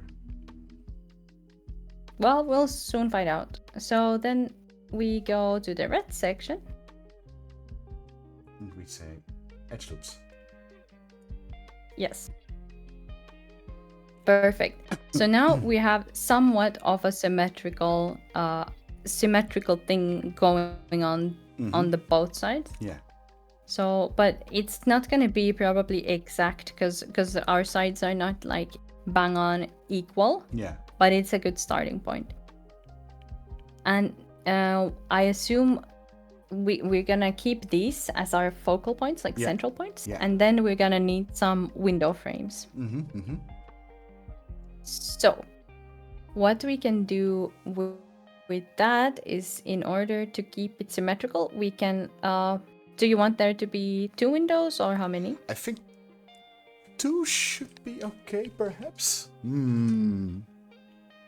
What do you think, chat? 3 or 2? Or maybe 4?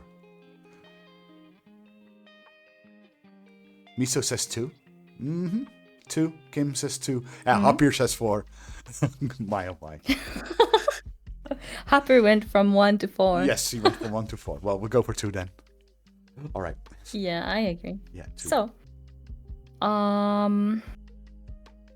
we can, I'm thinking, because it's not exactly symmetrical, but you know what? We're gonna slap some curtains on it. It's gonna be okay. So maybe we work on the left side first. So we pick on the both sides of that, like at the top. We're creating more of these up, down. No, we keep edge selection. We take that, and we take the next one, and we insert edge loop. Edge loop. Yep. And now we want them to be equally as far away. So because we have the window frames, we want them to be similar width, right? So now we can use the scaling tool, and in order to not have a billion cuts. Yep. And we can you need to back out because you can't see it, because it's in the center of the there it is. room. And now if you pull on the blue one, you can see that you're moving them both at the same time equally. So you can kind of see what you want your frames to be like. So the idea is that whatever is in between these two will be the window. We will cut that out. So maybe we need a little bit on the edge, right? Kind of like that. So there's a frame on the edge. There. How about this? That looks great. Yeah. All right. Now we do the same thing on the other side.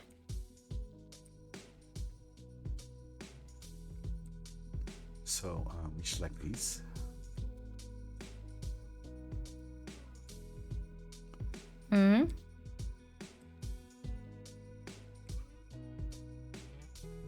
We insert an edge loop.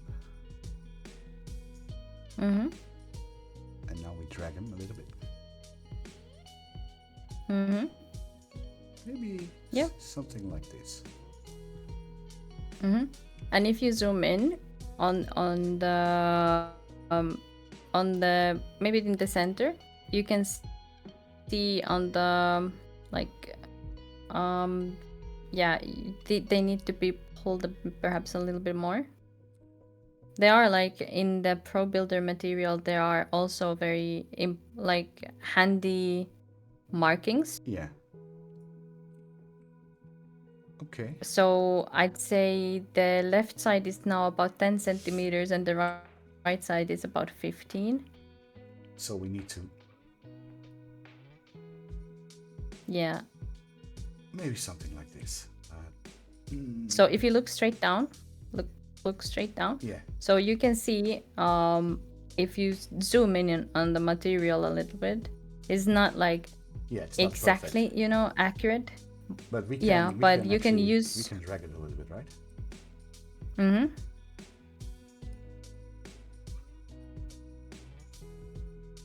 It's a little bit confusing because. Yeah, because you're seeing them kind of double from there. Yeah, I think that's okay. That looks okay. good. Yeah. Yeah. By the way, Yoshika Pilot, thank you so much for the follow. And also, Dipso, welcome in. Good to see you. Good to see you. All right. All right. So then, and the next thing is we will need also the upper and lower things. Yeah. So that is luckily easy. I think we just create the central point again, and then we do the exact same thing, but we do it like up and down instead of left and right. Okay. So let's do it from that one. Yeah, we already have these selected. We only need to select one. Okay. That is Yep. Yeah. I mean, you can try and see what happens if you have all of those selected and you insert the loop cut, just for learning purposes. Okay. If you want to. So let's click the original ones, this one and this one. You can just Control Z. Well, actually, you just did what you needed to do. Oh, really? I'm asking you to fail and you succeed. How is this? Damn. How's this a thing? That's all right. Never mind. Oh, never mind. It's all Okay, good. let's insert an edge loop. Yeah. There we go. All right. And now we choose the up and both sides, up and down. So we are creating. Okay, yeah. It's gonna be trial and error now. I'm watching you. Oh no, I am so terrified right now. What's gonna happen? Shoot. This is not what I wanted. Yeah. Yay.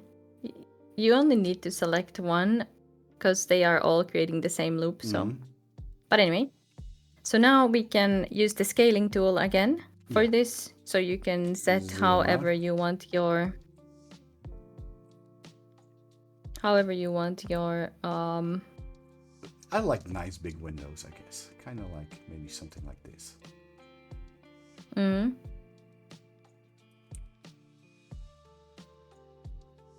All right.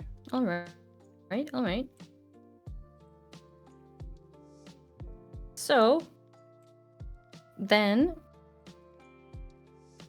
we can delete whatever we want to be window.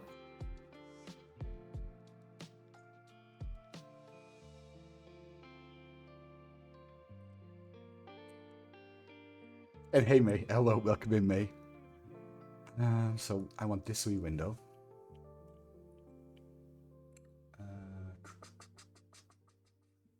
And delete faces. You can multi-select. You should multi-select because okay, that's good.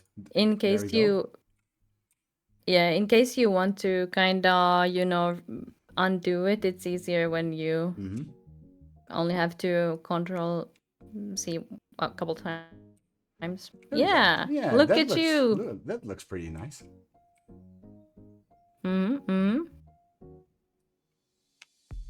All right. We have a couple of windows now. So what's next? You want to do more windows? Oh, of course, we're gonna do more windows on this side as well. Mm-hmm. Mm-hmm. All right, I'm gonna let you think about it. All right.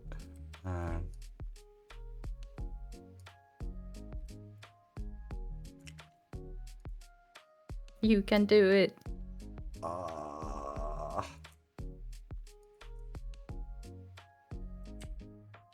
Guess I gotta go center with this one again, huh?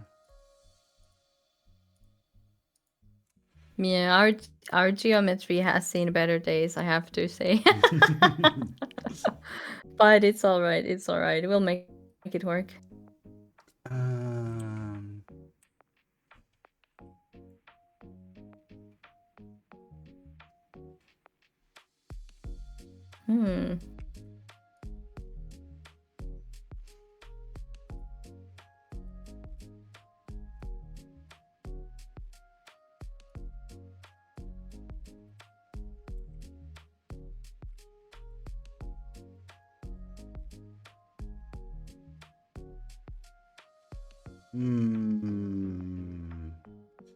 How do I get this very nicely?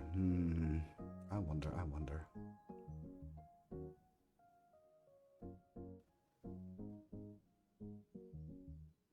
Because we will lose symmetry on that side, I guess.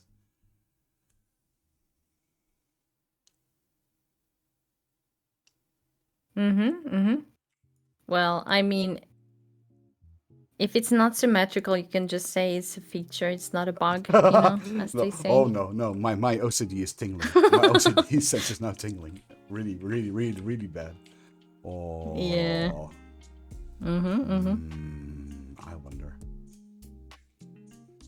Maybe a little bit smaller, but maybe more windows, I guess. Maybe 3. I don't know. Help me, Sensei. Help me, Sensei. All right. I'd pull them a bit more so that the left side where you have a kind of that pillar in the corner would be equal.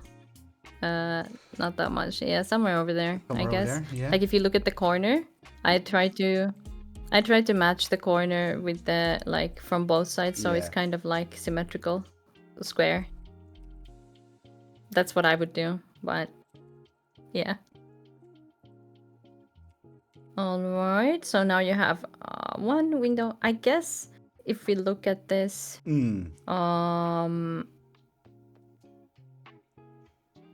well, we could do it like this. We could just select the faces here, and then maybe make an. I wouldn't put a window there, to be honest. All right. With you, yeah. So I would put a window here. That what you just created. And we can delete the faces again. And I would probably leave that part like closed, because if you want to have a screen or something, it's nice to have a wall behind it. And also, also looking at the geometry, it's never gonna be matching. No, never. No. Sorry. I have sorry, to. not sorry. I have to. So it's my OCD is really hard, but it's okay. It's okay. So Kim says, I have to check out. Was finally able to get the right Unity stuff, the correct Pro Builder and tab on the bar. So we'll have to follow this awesome tutorial a little later. Thank you guys so much for this. Well, no, thank you for watching, Kim. It's good to have you here. And let's learn together. Okay, wow. So we got our windows now, at least. Yeah. All right. Do you want some more windows still? I wonder, but I think maybe by the bed, right? Oh. But I wondered, should the bed actually be here? Maybe it should like over here, like and rotate it. That's what I think. So it's your vision. So yes, absolutely, we can do it like that. So let's first rotate this sucker. So right now you're in the face select. So if you go into object select, which is not something we have used that much yet, but it's in the central of your screen, your scene. Yep. So all the way to the left is object select. Yes. Yep, that one. So now we're on the scaling tool. We need to go to the rotation tool, or we can use those. Yes. So now because we are because we have been very good and not rotated our structure, Yeah. we can just rotate like 90 degrees there. So not the position, Sorry, rotation. Excuse me. That's not the correct rotation. Is it this one? Also not this one, but it's this one. It's always the last one. Oh, it's always the last Right. one. So 180. So you can do minus 90. Minus 90. Yep. Now we need to move it around again. And oh, hold on. Yeah. You gotta wait for Unity. It's starting. No. Just kidding. So we gotta pick it up again. We're move it. Yes. We're now in the scaling tool. We need to go into the move tool. Yeah. So this is rotate. This is the move tool. Oh so no. Yes. Moving it back here. Exactly. And let's see. Is it a little bit to the wall? You can maybe add it a little bit like this. Mm-hmm. Maybe something like maybe somewhere here. Mm-hmm. Perfect. Yeah, that looks great. Yeah. Ivelka says, I hate how I spent literally 4 months using Unity before I realized the bottom tool is scale. Rotate all together. Oh, really? All right. So, yeah, this looks pretty nice. So I guess we should make a big window over here, I guess. Mm-hmm. Maybe 2 of them. What do you think? I'd say one big one. One big one? Okay. We also need to think about, well, actually, let's not think about. Let's not think. Okay, so, yeah. Geometry might be a little bit wonky, but we can do it. So actually, if you, insert edge loop. So now we've been moving these with the scaling tool, but just to show you, you can also move them with this tool. So previously we were moving them together and further apart. Yeah. But now if you drag them to left and right with the red thing, you can see that you can move them like that as well. But you cannot cross. You cannot cross the loop cut with the other one. Your left side loop cut is getting it's going over, so you can't do that. But you know, it needs to be on the left side. Left. Oh, Kaerun. Left. Yes. We don't need to use this for that, but I was just letting you know that that's an option. But which way you want to get your window done, we'll do it your way. All right. I'm not really sure if it's gonna work or not, because unless we make a window, like not the whole wall, just like kind of on left and right side of this side cut, you know.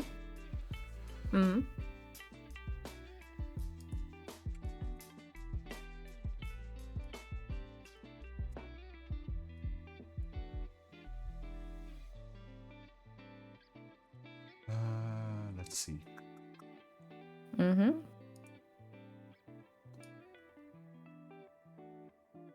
something like this. Yeah, that looks nice. All right.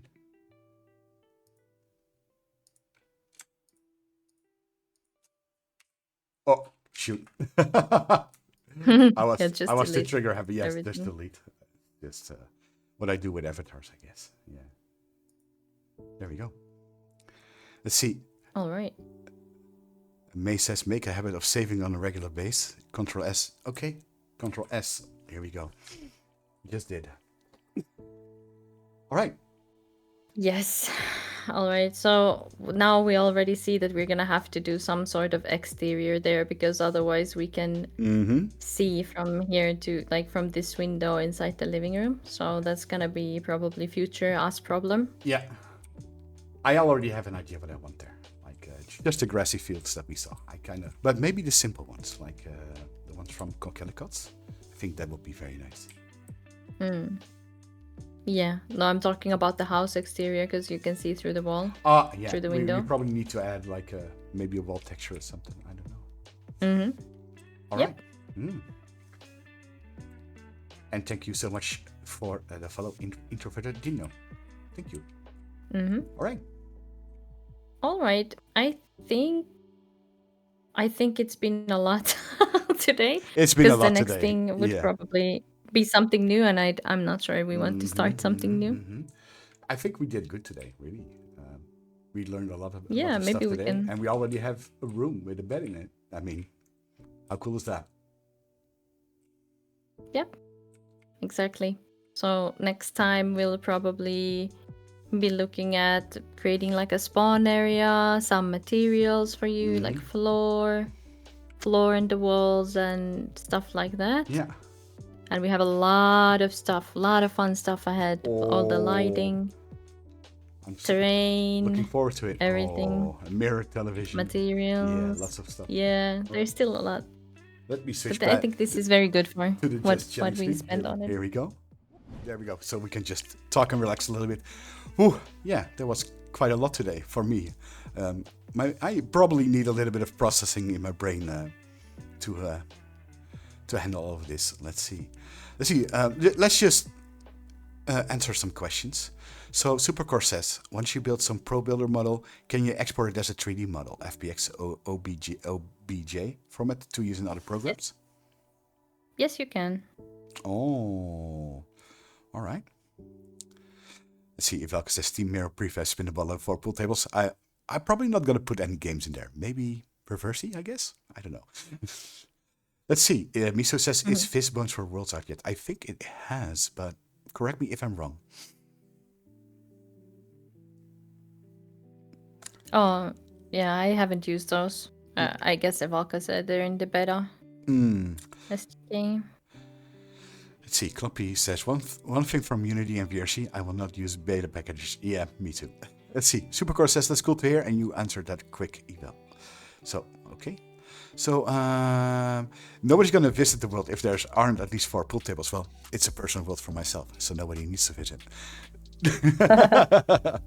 So, yeah. But then why do you have such a big bed, huh? I wonder.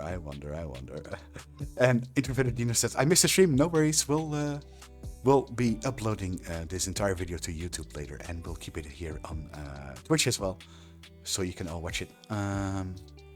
And of course, we'll provide the info on free assets on my Discord as well. Probably Lily's Discord as well, if you're in Lily's Discord. So no worries. We'll make sure that every Discord gets filled with those assets, those free assets that everybody wants. So Yep. let me know if you have any questions. We're here to answer them. Or at least Lily's here to answer them. I am not very good with this. Let's see. Check your other package first for version incompatibilities. What can you say about that, Lily? I'm Yeah. Oh, I don't know actually. I don't know what this conversation is about. Maybe it's about the Fishbones. Maybe. I don't know. I wasn't. Say, Hapir says, will you make the World Quest compatible? Could be an interesting thing to do if we have enough time. What do you think? Yeah, depending on how much time we're gonna spend making windows in the next episode. Well, we have about 4 sessions planned after this one. We'll just have to see. So yeah. All right. Yeah, if there is time. If there's time, Sure, we'll do it. I think we will be going over some basic optimizing anyways, and most of that is helpful for Quest optimizing as well. So even if we don't necessarily make this one Quest compatible yet, maybe that's in the future. Yeah. Or yeah. Let's see. Hapir says, I want a 2.5 hour stream of Windows, please. No, let's not do that. And May says, are you making terrain one can access as well? I guess it depends on how much time we do have. I think we have time for terrain. Maybe not an accessible one though. Maybe just a nice thing to look at more. Yeah. Yeah. All right. And that's mainly because we are very limited with time. So Yeah. accessible terrain would also mean like exteriors for the building, and yeah. Mm-hmm. Exteriors are probably another cup of tea, I guess. Hmm. Let's see. I find it kind of hard to make exteriors. I don't know why. What do you usually do for that? Do you just buy a prefab and you work from that? Like you use Oh assets no, or never, never? never. I always make my own exteriors with Pro Builder because Oh. because the windows and everything need to line up with the insides and the outsides, Mm-hmm, and mm-hmm. I do like to make them, but I find it kind of difficult. Oh, interesting. So Hapir says, why are you limited with time actually? Well, allow me to explain that. So December is going to be a very, very busy month because a certain event, the virtual market, is gonna happen, and I am, well, as you probably know, I am a virtual market ambassador, so I'll be streaming like every day from VCAT itself.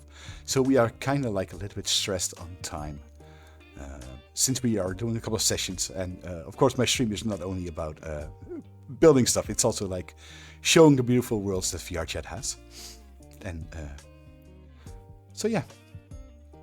Um, Requires like double the time with accessible terrain, yeah. But maybe if this series is successful, like if a lot of people will watch, maybe we'll expand on it. We'll just have to see. Not promising anything though. How about you? Yeah, maybe, Maybe. but that's probably gonna be like later on next year, most likely. Probably. Most likely. Yeah. All right. Let's see. Valka says Pro Builder exteriors are fun, agonizing but fun. I tried a full interior exterior for stepping stones at first. I think you know how that ended up. All right. All right. See, I'll be doing my best to catch the stream. So, well, thank you so much. So, we're gonna round it up for today. So, next building stream will be in exactly 1 week. So next week, Tuesday, around the same time. So that is 8 p.m. Central European time, 7 p.m. GMT, and finish time about 9 p.m. I think. So we'll actually do two next week on one on Tuesday and one on next week Friday, which is actually in the morning. So 11 Central European time, 10 GMT, and around noon for Finland. There we go. And there you Yep. have it. So thank All you right. all so much for watching our little collaboration today. I hope you had a lot of fun. This stream will be available on YouTube and later on Twitch as well. We'll see you next time. I hope you guys all have a lovely evening. And, well, we'll see you next time. Take care, everybody. Yeah, thank you. Thank you, everybody. Good night. Good Bye bye. night. Bye bye.